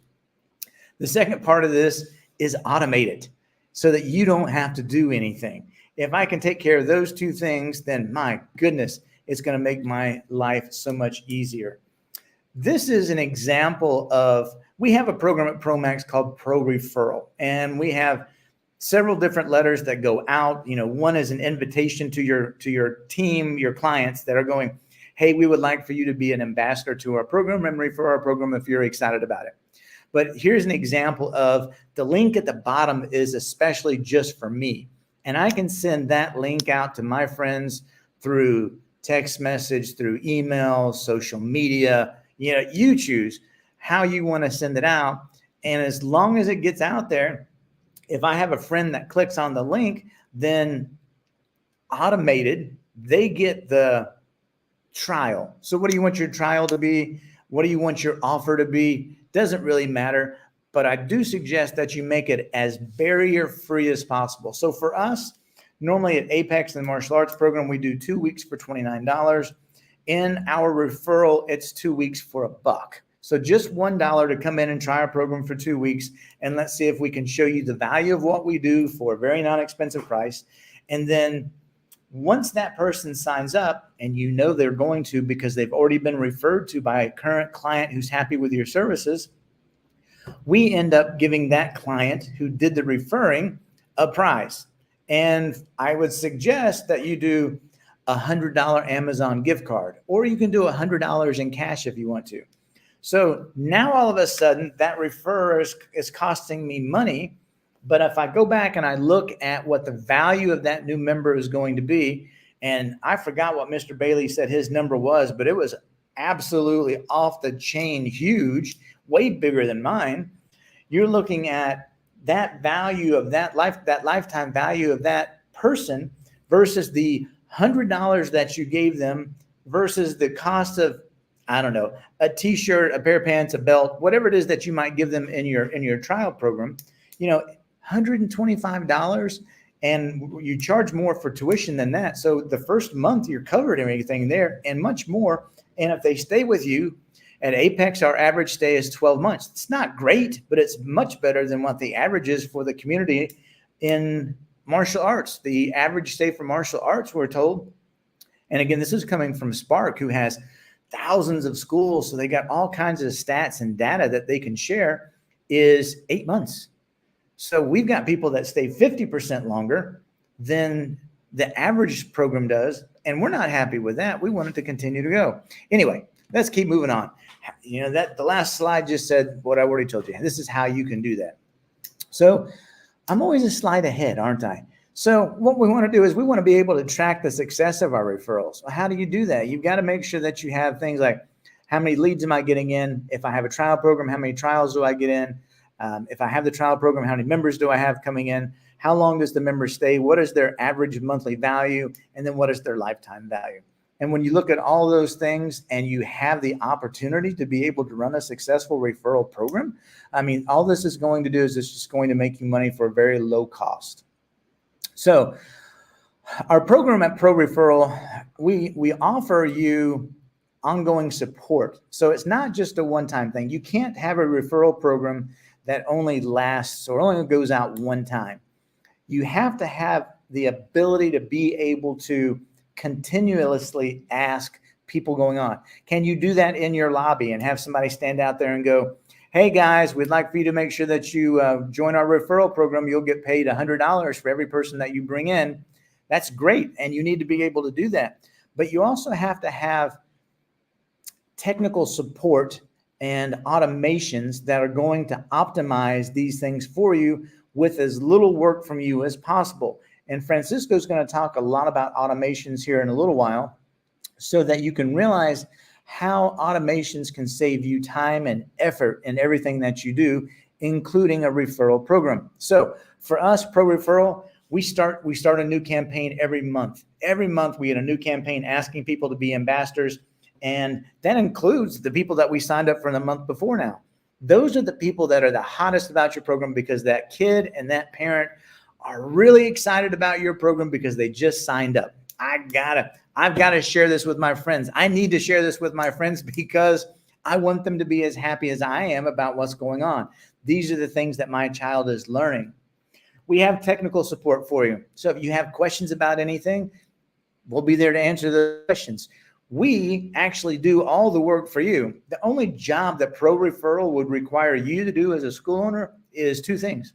Number one, give us a list of all of your clients so that we can send out the first letter, the first email and SMS that goes out, inviting people to refer your program to their friends. And then number two, you give that person the money at the end after they have gotten their friend to sign up into your program.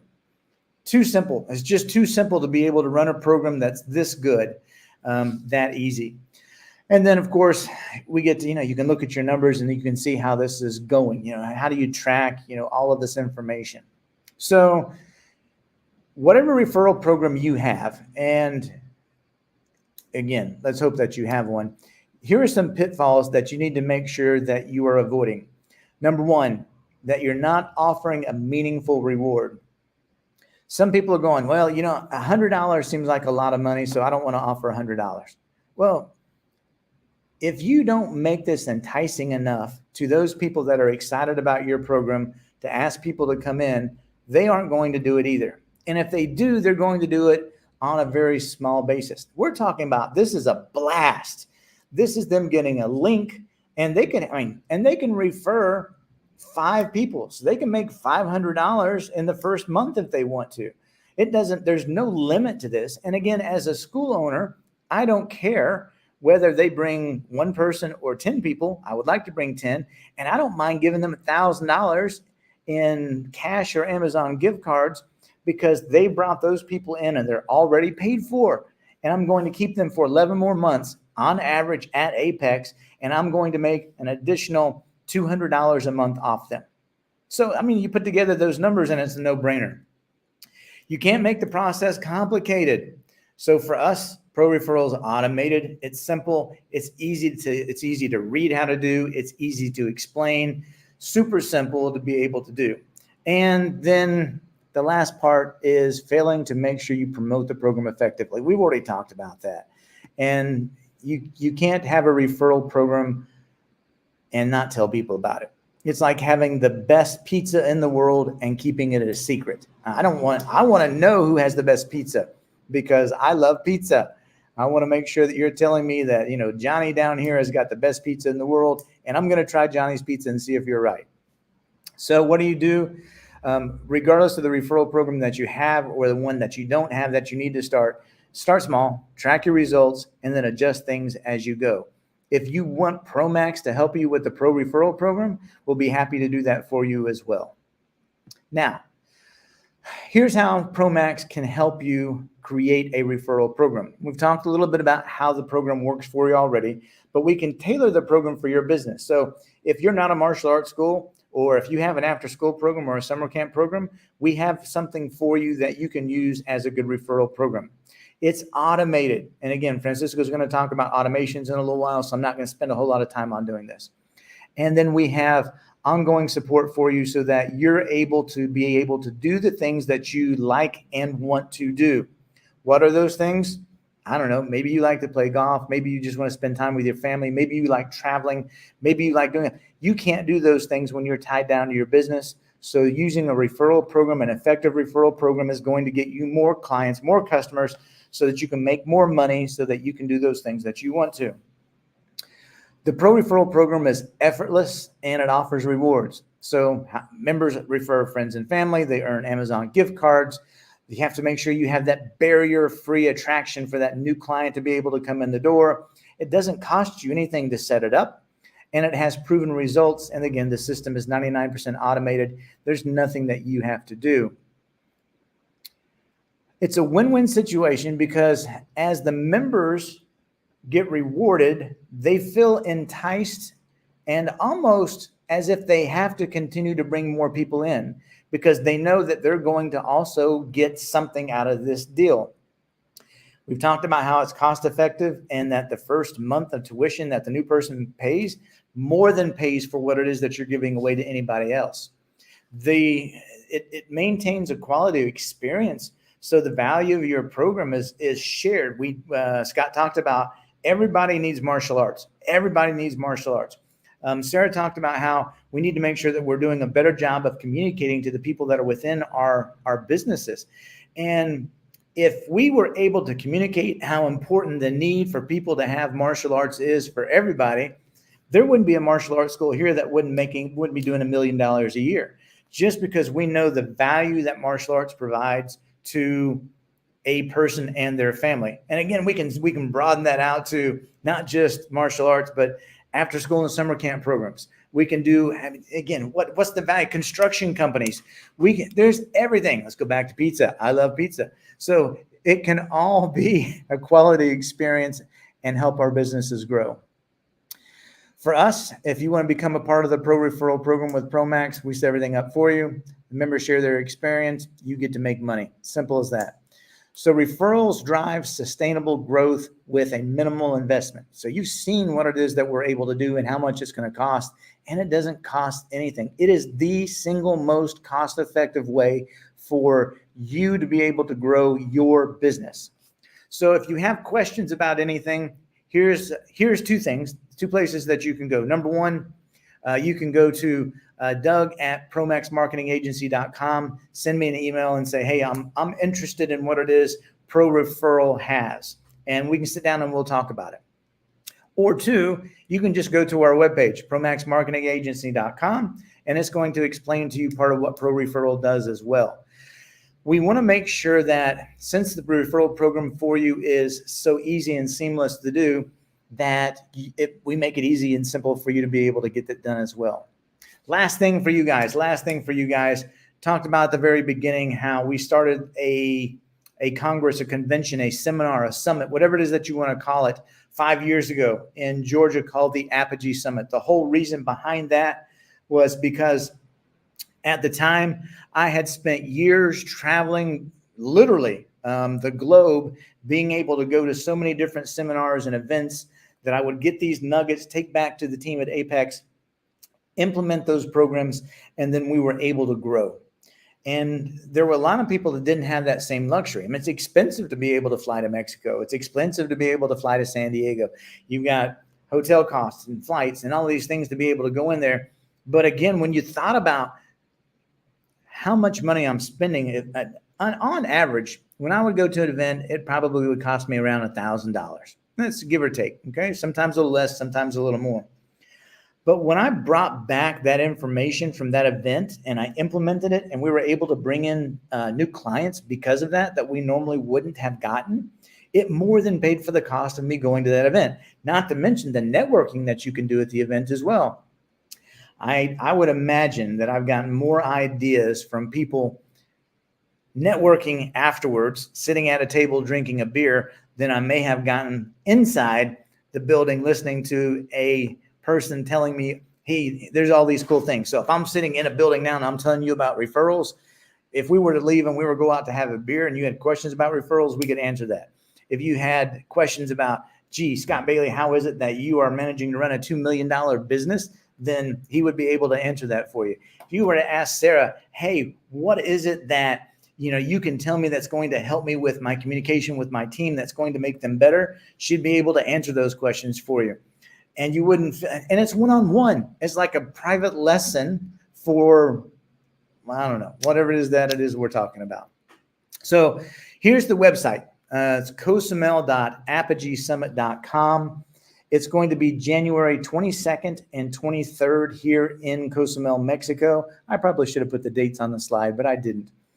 And we have our early bird special, but it ends tomorrow. So it's only $199 for you to register to come to Mexico. Flights currently are inexpensive. January is high season for Mexico, and people are going to start booking flights soon. So you want to make sure that you go ahead and get your flight booked now for January while it is inexpensive. Number three, I can't remember which. We have a hotel here that I don't remember the cost off the top of my head for the reservation, but it's under $100 for a hotel room that sits right on the Caribbean Sea that you are able to just look out your window and enjoy. They offer a free breakfast. We're going to have a great event at Splinter's Axe House in Cozumel as well for everybody who shows up, everybody who comes. So we're really excited about this event.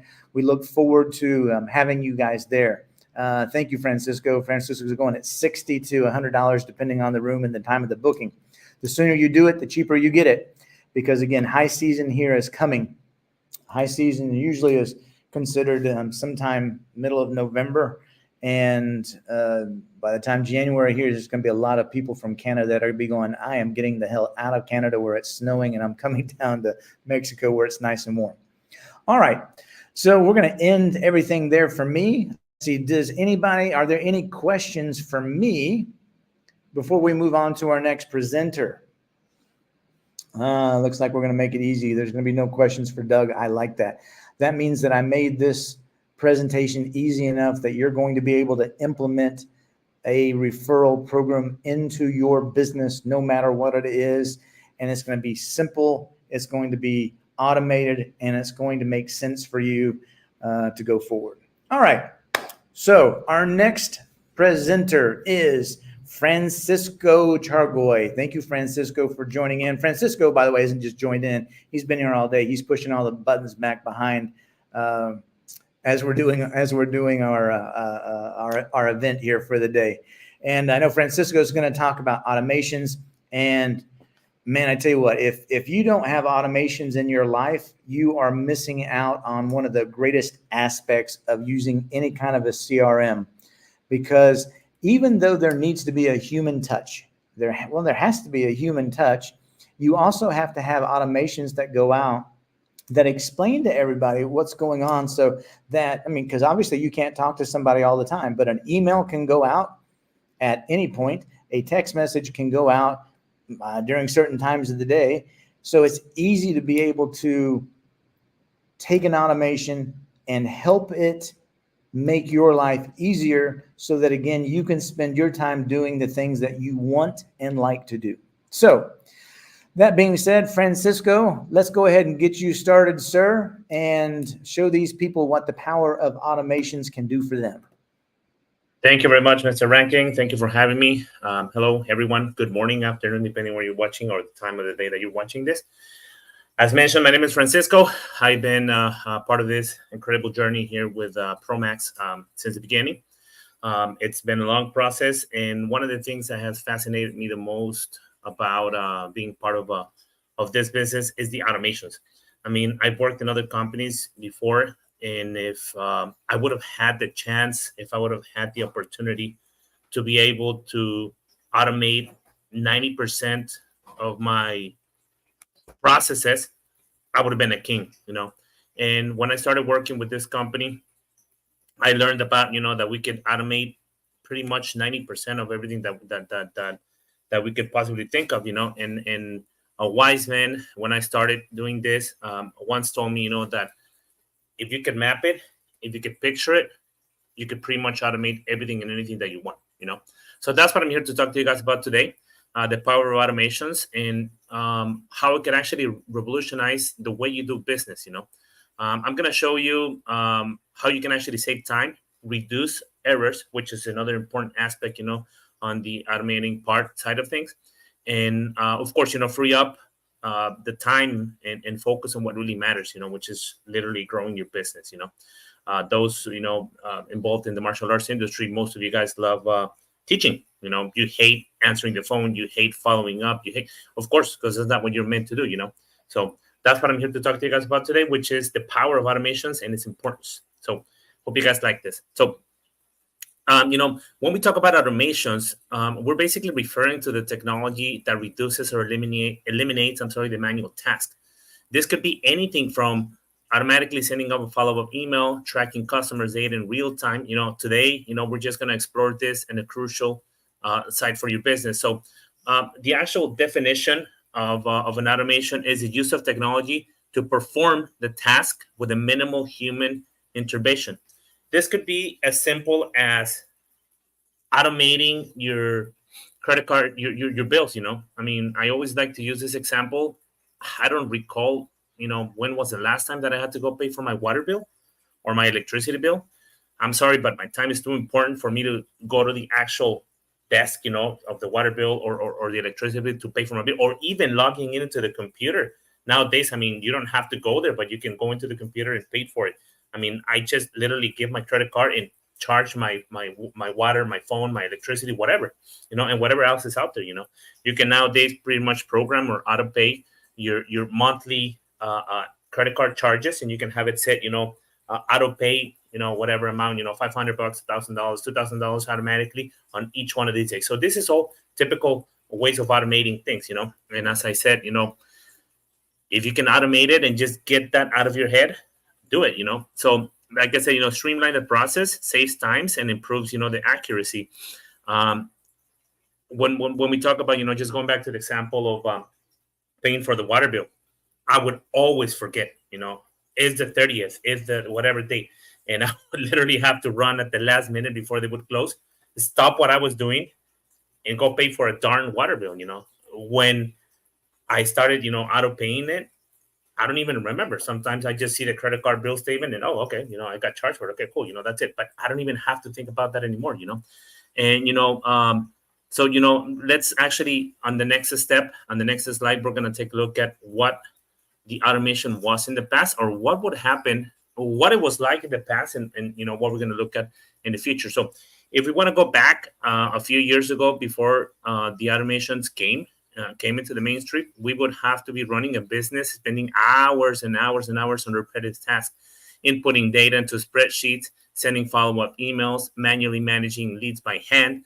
I mean, this was just tedious, you know. It was time-consuming and prone to human error. And I'm sorry to say this in the past, but I believe, without, you know, any hard feelings to anyone, please, from you guys to me, but if this sounds like you, this should have been in the past already. And you could literally focus on what's in it for you in the future. Just like Mr. Bailey was saying, you know, it took them a great amount of time, hours, on building that spreadsheet for 8 months. But guess what? You know, once you have it built, once that is established, it's just an autopilot, you know, just free flow. So, I mean, spend the time, build out your automations. There are lots of great CRMs out there that actively allow you to automate a lot of processes. I mean, Promax being one of them. If you don't know how to automate the process, if that is something that scares you, if that is something that does not, it's appealing to you, get someone to do it for you. pay someone to do it for you. Here's Mr. Bailey hiring his COO, Joshua. I mean, you're not a do-it-all person, but automate that process, So basically, avoid the repetitive task. I mean, who can relate to this image right here on the slideshow with the computer and having sticky notes all over the place to remind yourself what to do and having it loose somewhere, I mean, let the automations help you out. So, once again, the burden of the manual process. I mean, this visual representation is how overwhelming manual processes were, or are currently. Just imagine spending hours of tracking customer data on spreadsheets, like I said, and only to misplace the critical information or forget to follow up with a lead. If this sounds familiar, make sure that you're prepared to the next step. Make sure that you're ready to start your journey on the automation system. I'm not saying that you're gonna let go of your business, but at least automate the simple tasks that are constantly having you to do it over and over again. As I mentioned with Mr. Bailey, built out 8 months of spreadsheet. They're ready to go. They don't have to do anything else. Maybe a couple of tweaking every now and then, but it's gonna save them a whole bunch of time. And as I mentioned in the beginning, the most important thing, at least in my point of view, of the automation is going to eliminate the human error. We're humans. We make mistakes. We all do, but when you build it out, when you have a system, it's going to automatically alleviate all those errors. So what's in it for us in the present? The landscape has changed drastically. Today, we have access to tools, a whole bunch of CRMs out there that are automatically tracking everything for us. No more worrying about losing data or missed opportunities. Automation handles the busy work so you can focus on your strategy. Like I said, Promax being one of the CRMs, we've been focusing for the past 4 years or whatever in martial arts industry, but we're opening it up right now to all other industries or any other specific task or aspects that you would like to automate. Bring it on. There's literally, and don't quote me on this, I'm sorry, about 90% of everything that you can think of, we can automate the process, So once again, going back to focus on the thing that really matters, spending time with your family, teaching, growing your business, payroll, whatever, whatever's out there, at least a repetitive task, you don't have to worry about so much about that. So moving on to the next one, the transformation and automation of repetitive tasks, automations nowadays will allow us to build workflows that will run themselves. Let me ask you guys this that are attending this webinar, the ones that are watching it, the ones that registered. You guys got reminders instantly when you guys signed up for this webinar. You guys got a reminder, don't quote me on this, about a week before. You guys got a reminder 1 day before, 1 hour before, 10 minutes. You guys are going to get reminders right now of the replay of this 1 hour after this is the broadcast is finished. Do you think it was me who was sending you this information, manually? Do you think it was Mr. Rankin? Do you think it was Era? No way. It was none of us. I mean, we didn't do any of that. It was all automations. Of course, as I mentioned, it was pre-built already by the team. Once that was built, we have to let it go. I mean, actively as we're speaking, we have clients, running in the background with our current clients who are sending X amount of text messages, emails for birthday parties, for appointments and all that. None of us is actually doing that. However, it was pre-built. Those repetitive tasks are already out of our hands, and we can focus now on something else, which is like me right now presenting, right? So as I mentioned, nurturing all those leads, automatically engaging with customers, sending follow-up emails, SMS, messages, based on the specific triggers without anyone have to do anything manually. It's efficient, and it definitely scales your business, As complicated and as scary as it would sound, once you get it done, it's over. I mean, you don't have to worry about another thing. So a little bit, of comparison, the past versus the present. In the past, this is what it would look like. You would have to do everything manually. And nowadays, I mean, it's all literally in one single spot. As I mentioned, lots of great, cool CRMs out there that have limitations. Some of them, are grown a little bit more. At least the one that we're using in Promax is super built that you could literally do anything that you wanted to, as mentioned. So, just to basically illustrate this transformation, Here's a side-by-side comparison. On the left, we have the old way of doing things, manual lead tracking, disjointed communication, human error. And now on the right-hand side, as mentioned, everything is handled automatically. Lead data is automatically tracked, follow-up are timely, and everything is consistent. So, it's here. Why not take advantage of it? So a couple of benefits of automations for any business. Let's focus on the tangible benefits of automation offer. Okay. First, it saves time, as I already mentioned. That's one of the things that I love so much about automations. You can automate my personal percentage up to 90% of repetitive tasks. I'm sorry, but we still have to put in a little manual hand labor, but 90% that it saves you in time, why not? I'll take it. Second, as I mentioned, is going to ensure that your customers are always receiving the same high quality of service, because you automate that text message, you automate that email, and that customer is always going to receive that same template, that same text message, that same email. So it's, basically dummy proof. There's no way to go wrong once you design it, once you have it built, no way to go wrong.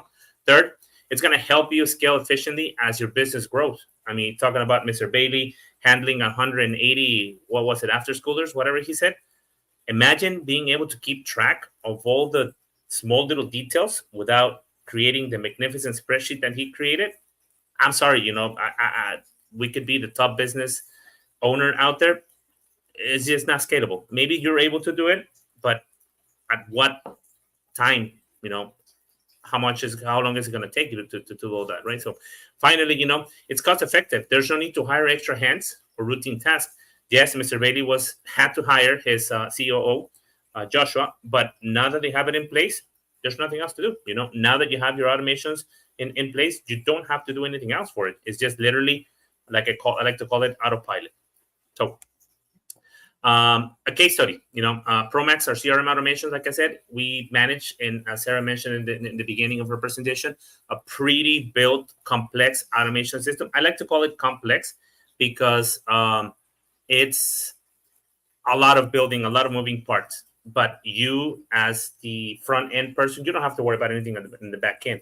But once it's built, all the automation parts move from one side to the other without you having to worry about anything. So here's a real life example. Like I mentioned, we at Promax use everything automation. I'm sorry, but we automate everything. When a new lead comes in, our system sends them a personalized welcome email message. It schedules a phone call and tracks their interaction without anyone lifting a finger. Okay.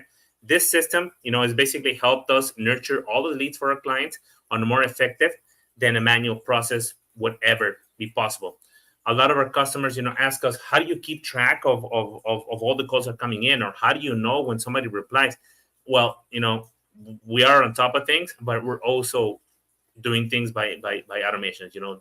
We get the system essentials, a reminder. Somebody just sent a message. Like right now, Mr. Morris, if you're still in, you asked for the link, and I believe you asked us through the chat widget on our website, if I'm not mistaken. How could I be tracking a chat widget? I wasn't. I'm going to be plain simple and honest, but I got an automation that sent me and said, hey, somebody sent a message. Boop, I jumped into my CRM. I sent you the information. Same thing with, I believe it was Master Ceballos. He actually sent a message. I got the reply. Somebody sent a message. I went in, and typed back. So, yes, we are really good, but we also have a lot of systems that are implemented in the back end that help us alleviate all of this trouble. Great. So, a little bit of an example. This is what I was talking about, a little case study, once again, like I said, about us, Promax in the CRM. Here's a little live sample of what our automations look like, This is an actual text message. And the cool thing about automations is you can have it act on Messenger, on Facebook Messenger, on a text message, on a website, on chat box, whatever form of communication, you can automate this process, okay? This is what it looks like on a text message. You can have logos included on it. You can have the simple text. You decide what to include on it. And on the right-hand side, we have here the example of a customer booking an appointment, if you guys are able to see it, or I don't know if it came up with the time, but if I recall correctly, this was like around 12 o'clock at night. I can guarantee you none of us was up. Well, I probably was, but I was not looking after the account. But the automation system was the one that booked the appointment for the client. After sending X amount of text messages and email with hyperlinks to book the appointment, this is how it actually happened. So a little example of how that works. So a little bit about the automations. Again, I'm sorry if this is too small, but I just couldn't fit it any better. So this is a live sample of how our workflows work, whether it's on Facebook, whether it's a referral program. And I'm sorry to say this, I'm going to open up a parenthesis and a gap. Mr. Bailey, your birthday party programs are great. Mr. Rankin, your referral program is great. Sarah, your communication answering of inbound calls are great. None of them would have worked that great if they wouldn't have automations in it. Okay, imagine doing all of that. I mean, Mr. Rankin did mention, that automations and all that, but none of your guys' programs would have worked as great if you wouldn't have automation. So once again, integrate all of your lead sources, birthday parties, referral program, Facebook, Google, website, whatever you want to call it, into the same funnel and have it act upon you so that you don't have to worry about, taking care of any of that. So like I said, when a lead comes in, our system is going to send them a personalized welcome email, schedule a phone call, and track their interactions without anyone lifting a finger. This system has helped us nurture leads for more effectively manual process than we could ever done on manually. So this is just another example. I'm going to show you guys another one of the complex side of things, if you want to call it, that Sarah mentioned.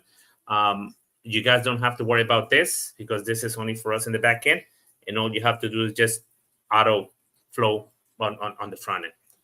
I'll show you guys another one of what it actually looks like on a couple of our CRMs. So you guys can, just take a peek and see the complex behind it. And moving forward, let's go ahead and do a live sample. Who's ready to do that? Any of the participants that are watching us right now actively through the live stream or through social media, be ready. Grab your phones, please. Make sure that you have them turned in to your scanning the QR code, whether you're using iPhone and you have directly through the camera, or if you need to open up a second app, have it open, because what we're going to do in a moment, I'm going to ask you guys to scan a QR code. Once you do that, give it a second or two. You guys are going to receive an automated sequence of messages, just like the ones that we're setting up for a business using Promax. This is exactly the way your customers will experience when you guys are using a set of automations like ours. So if you guys are ready, I'm going to move to the next slide. This is just an example. This is a QR code, nothing out of the extraordinary. Anybody can scan it. Go right ahead. Let's wait a couple of seconds for you guys to scan the QR code. Of course, it's going to take you to a landing page where you guys are going to be asked to drop in your information. But the important part is not the QR code. Everybody's doing QR codes. Yes, everybody's doing forms. But how many of you guys are automating that process afterwards? Like, for example, asking for a Google review.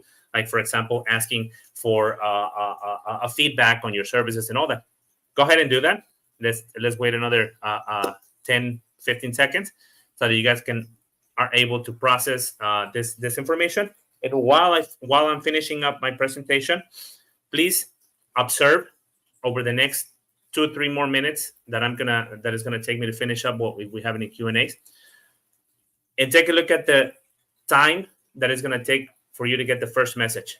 Watch out, because you're gonna get it through email, and then it's gonna interact through another text message. What I want you guys to take from this, to observe from this, is that it's not all in a text message. It's not all in an email. We can play around with automations however it is that you want it. My automations, I decided to create them like that. Instant message, a couple of minutes to a text message, another one, a couple more minutes to an email. And then at the very last one, that is going to take in total about 7 minutes, you guys are going to get a hyperlink at the very end where you guys are going to be able to book a discovery call with me. And we can talk about in a lot more details, either about our services that we have already pre-built for Promax, or anything a la carte that you guys would like to do. So hope you guys had some time to be able to scan the QR code. I'm going to move into the next slide, and please observe and watch over the next few minutes what the actual automations look like. So Awesome. Let's go ahead and do that. And let's go ahead and bring up a little bit about Q&A questions. If you guys have any questions, if you guys have anything else that you guys would like to ask, please go right ahead. I'm going to, basically ask anybody, if anybody, how do you actually currently manage your leads? If anybody's out there and would like to share their thoughts, if they're doing it automatically through a different system, if they're doing it manually, if they're using Spark. I know Spark has automations, how are you guys, ask this question to yourself, how are you guys managing the leads yourself? The other one, what tasks in your business are the most time consuming and repetitive? Think about that part, for a second. Give it a thought. If possibly reminding your students, that their monthly tuition is due in 3 days, is due in a week, think about it. You could actually automate that process, so you don't have to ask any of your active members for the payment. Ask yourself that. The other one, how much time do you think automating your follow-up could save for your business each week? I mean, once again, none of the automations that you guys are experiencing right now, I'm doing physically. Believe me, neither is Doug or Sarah or Pilar or anyone else. Okay, that is all being done automatically. So how much time did it save me? 100% of my time. And because I'm actively doing two things at once, presenting to you guys, and then, of course, doing that automation as well. So think about this one. Have you ever missed an important follow-up because of a manual process? How many times have you guys had an appointment and that you completely forgot because you didn't set yourself a reminder or you didn't have an automation system ready to go? And I'm going to be brutally honest. I had a discovery call, if I'm not mistaken, with Master Moss, one of our newest clients out of Vista, California. And Mr. Moss, if you're watching this, please, say hello. And then you're going to remember about this part. I had totally forgot that I had this was a discovery call. I mean, how much important is a discovery call for anyone, right? I mean, this is a potential new client for us.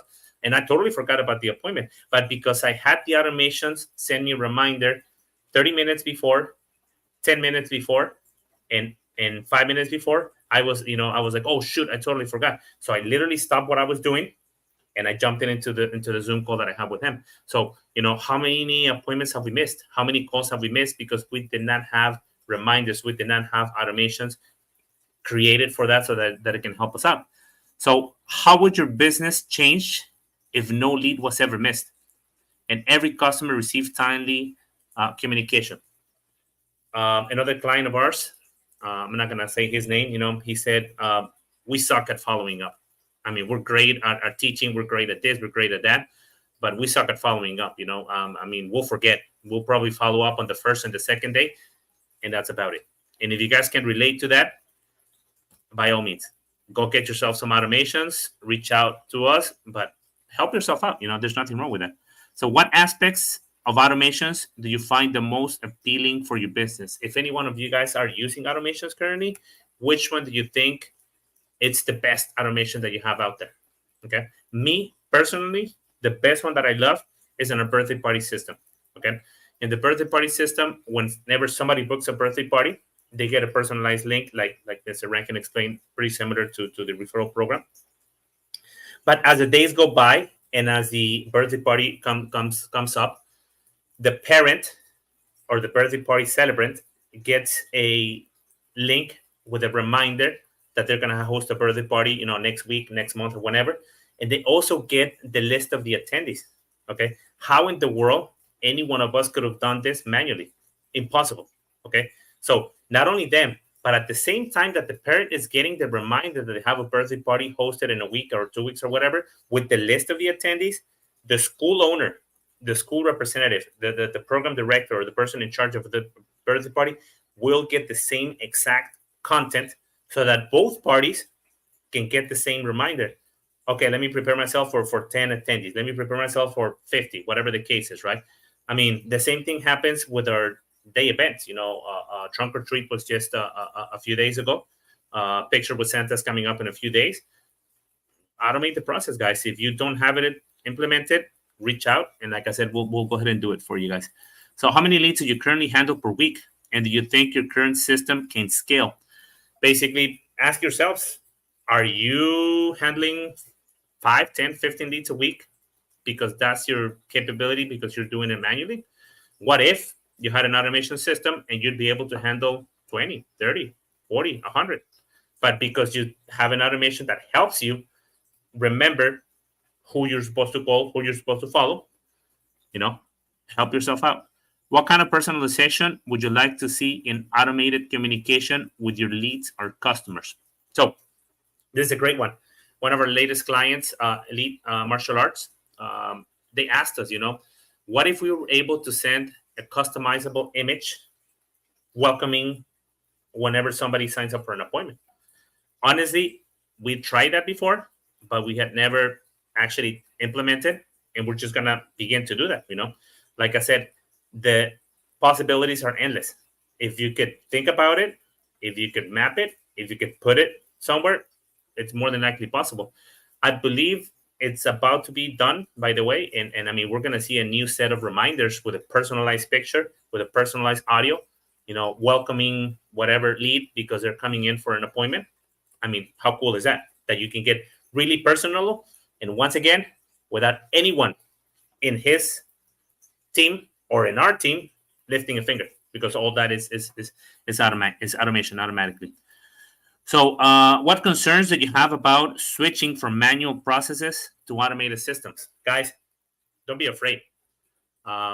There's a beginning to everything, always. There's always a beginning to everything.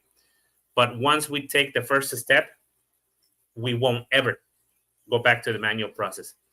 I'm sorry, but then we're hosting a meeting, yesterday, or when was it, Mr. Rankin, on the Trunk or Treat event,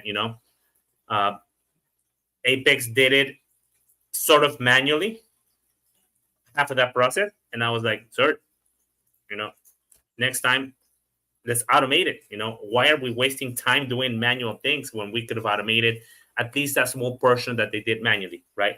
So by all means, once you start doing the automation journey, you will always think at everything as of, is it going to save me time? What if I do this? What if I do that? Can we implement? Can we do this? So automate it, guys. Don't be afraid. Take the first step and automate it. So last but not least, and the last question, that I would like for you guys to ask yourselves is, if you could automate one part of your business today, what would it be and why? If anyone would like to answer that question right here in the chat box, I would love to read it. Once again, if you could automate one part of your business today, what would it be and why? To me, if I could automate one thing, it would be, and we're about to do it as well. I mean, we haven't implemented the outbound calls. Our calling team spends a tremendous amount of time calling leads that 30-40% don't ever answer, at least on the first call. So what if we could automate that process where the calling team wouldn't have to physically dial that number, and we can have a set of automations call out at the same time, and whoever picks up would go directly to our agent. That's something that we're working also behind the scenes. And how cool would that be? I would have saved hundreds and thousands of hours on my other jobs when I did also as a call center agent. I would have saved a whole bunch of times if I would have had any of these implementations for the other business. So I hope that you guys have had some time to review the automations. Please go ahead and drop in the comments. Go ahead and drop in the social media. What did you guys think, about the automation? Once again, I didn't do anything. Neither anyone on the team did. You guys should have received by now, I think, all the automations. The very last one is going to be the consultation. When you guys see that link, that will be the last one. And so if anybody wants to reach out and dive into a little more of what, automations can help for your business, feel more than free to reach out. So here's a question from Pilar. And it basically says, can you create an automation for my husband and kids?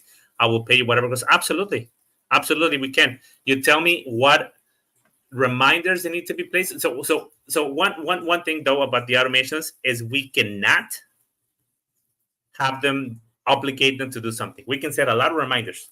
We can send a lot of reminders via text message, via email, via phone call, via Facebook, whatever. But Pilar, I'm sorry, if they don't choose to take a step to make that action happen, we can help you with it. So yes, we can create that. Absolutely. confirming. Yes, Sid received a total of 2 SMS and emails. Awesome. Thank you. So last but not least, as Mr. Rankin said, for the first time in Apogee history, we are going to have Apogee live in Cozumel, Mexico. Guys, this is a tropical paradise. I think to some of you guys that I've talked to over the past weeks or so, I mentioned it's already live. It's already here. January 22nd and 23rd. Apogee Cozumel, Mexico is going to be live. There's going to be lots of great speakers, important personnels in the martial arts industry and in the business industry as well. Please go ahead and sign up in the URL link, cozumel.apogeesummit.com. Also, get your preferential rate at Casa Mexicana anywhere between $60 to $100, depending on the time that you book and depending on the type of room that you get. There are 2 different hotels that you can book from. One thing that I forgot to put here is the coupon code. But anyways, if you guys go to the CozumelApogeeSummit.com, you guys will be able to see the preferential rate, the coupon code that you guys will get to sign up during this time frame. Even though the Apogee Summit may be on the 22nd and the 23rd, you guys are still going to be able to book before, and you guys are going to be able to book afterwards. So you can actually have a longer stay and still have the benefit of that wonderful rate that you guys have. And as you guys have known in the past, if you guys need any help with anything and everything about your booking or with Apogee or whatever else, feel free to reach out. I'll leave you guys here my personal information that you guys can also, if you guys don't have it by now, if you guys don't have my email or if you guys don't have my personal number, here you go. And I'm all ears, as you guys already know. I don't know if I missed any questions. Was there any questions at the end? Mr. Laundry says, woohoo. Yes, sir. Let me just go back over here. Mr. Morris says, yes, you are correct. So thank you, Mr. Morris. Thank you, Mr. Laundry. It was a pleasure having this few minutes to talk to you guys about automations. If anybody else has any additional questions, feel free to reach out, and I'm more than happy to answer any possible questions you guys can have.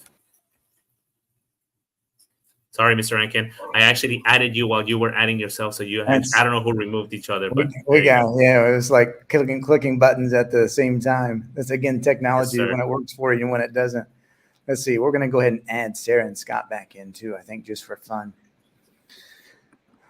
All right, there we go. So there's your speaking group for the day. So really excited about everything that you guys had to say. And like I said, it's the 4 of us work together, and we meet several times a week to have discussions. And still yet today, I've made several notes on things that I know that I took out of your presentations that I'm going to be able to help improve not just one business, but several. And, when we're talking about, even Francisco's going, we're going to improve this one for our own business. We're going to use this to improve our own business at Promax. And I think that's just a really cool thing. I don't know if I can do this or not, but let me try. Can I share my screen? Yep. We're going to see. So we're going to give the, I don't know what that means. We're going to give the plug for Promax Marketing Agency here. And I just wanted to show you guys some of the stuff that we do. And when you look at all of these things that Promax can do for you, it's just, it's an amazing benefit that you have as a school owner. And Promax works for me at Apex, and it works for me at Splinters. So it's doing more than just a martial arts school that might have an after school and or a summer camp program. So, and how do we utilize that? We utilize it using ProCalls. What is ProCalls? It's our contact center. So when that's your first contact. So that's where they start building the relationship and trust with your client. Thank goodness, they're bilingual. So here at Splinters, in Cozumel, we'll get several calls from people that are Spanish speaking. Well, we're able to handle all of that. And then we answer the ProCalls answers your phone during the course of the day, I think until 7 or 8 o'clock at night. Is that right, guys? 7 p.m. local time. Local time, yes. Local time, the school's local time, not ours, okay? So, yes. Yes, so wherever you are. So if you're on the West Coast, it's your local time until 7 p.m. And the reason that we chose 7 p.m., we used to do 9, but the percentage of calls was less than 3%, I think, of calls made after 7 p.m. local time. So we just moved it back. We offer Pro Social, and there's your ad management system. So, we'll do your Facebook and Google ads. We'll give you blogs. We'll do social media posts. Pro Party Manager, there's what really this is the program that's going to teach you how to do a birthday party so that you can make Scott Bailey kind of money doing this kind of thing. Pro websites, we make websites. The websites are bilingual, I guess multilingual technically is what they are. And again, there's a part of the community in the United States that we, as martial artists and business owners, don't capitalize on, and that is the Spanish-speaking version of that client. And our website's able to do that. So, can your website convert something from Spanish into English? Absolutely, Google will do that for you. But I'm also going to tell you that Google gets wrong a lot of stuff. When we did the website for Splinters Cozumel, and it would convert it into English. Do you remember, Sarah, what it said? Instead of, it was a big bold thing that said something about throwing hatchets or throwing axes or something. Do you remember?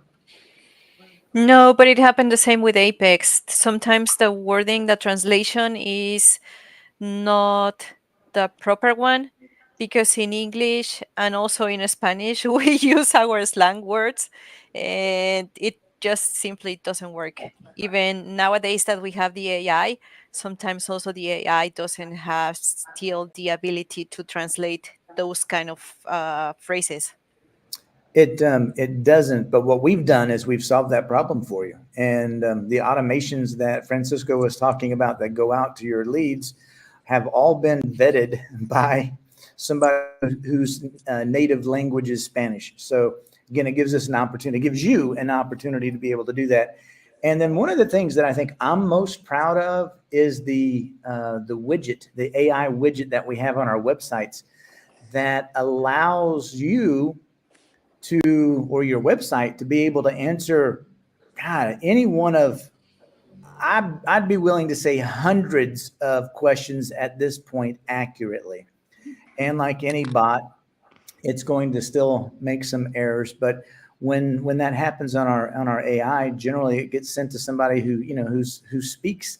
So, it's like, hey, I'm sorry, let's pick up this conversation where we left off.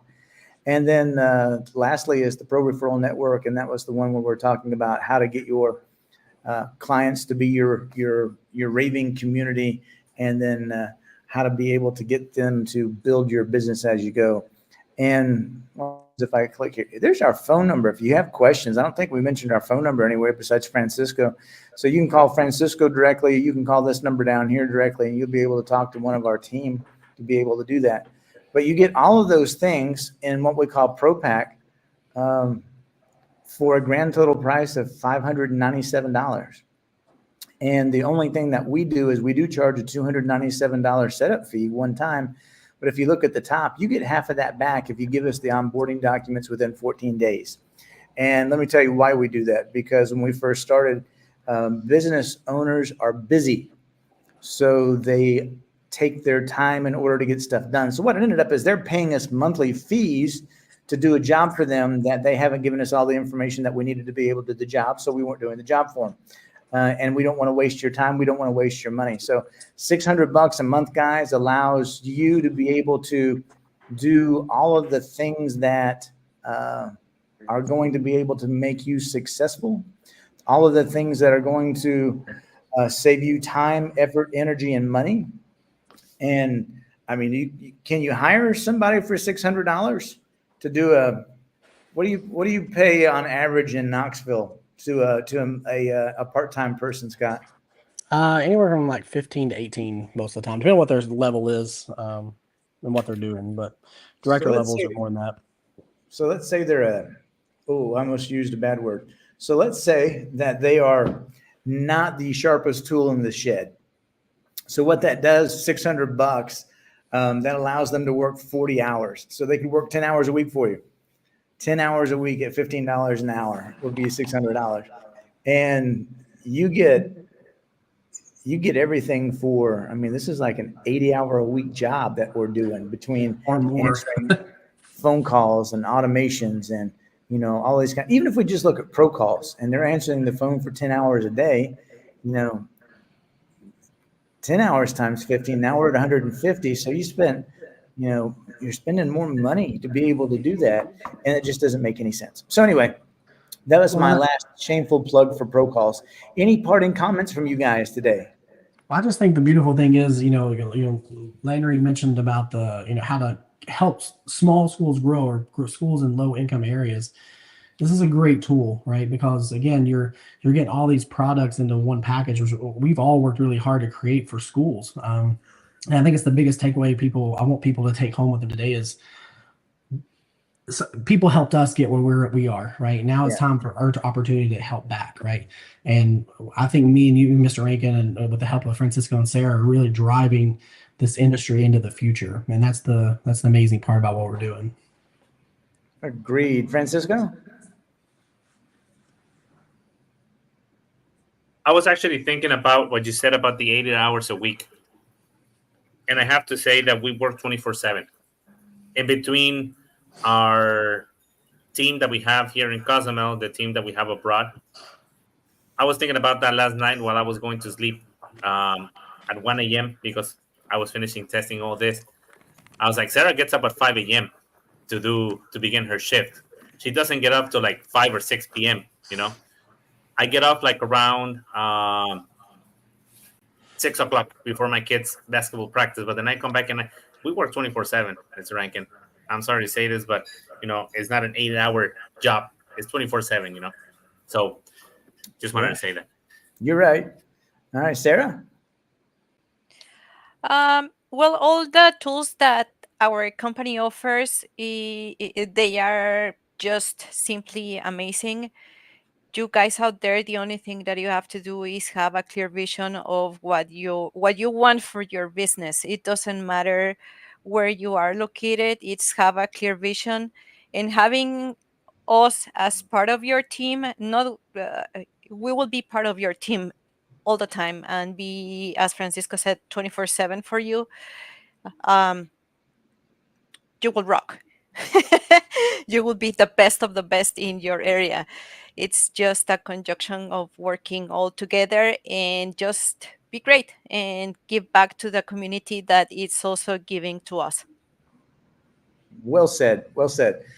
All right. Well, with that, we're going to wrap things up. Again, if you have any questions, feel free to reach out to any of us and we'll be happy to help you. You guys have a fantastic rest of your day. Halloween is tomorrow. So if you got trick-or-treating going on with kids, make sure that you're safe and cautious about all those things. And it's the end of the year, guys. November is in 2 days. So it flies by fast. So if you're going to take action on something, you might as well go ahead and make action quickly so that you can go ahead and start making yourself a better life, essentially is what it comes down to. Again, if you want to grow your business, we can be a large help in that. All right. So we'll see you guys next time. Apogee Live, January 22nd and 23rd. Local, listen to me. Discounts available now. So you might as well go ahead and jump on those today because they end tomorrow. So we'll see you guys soon.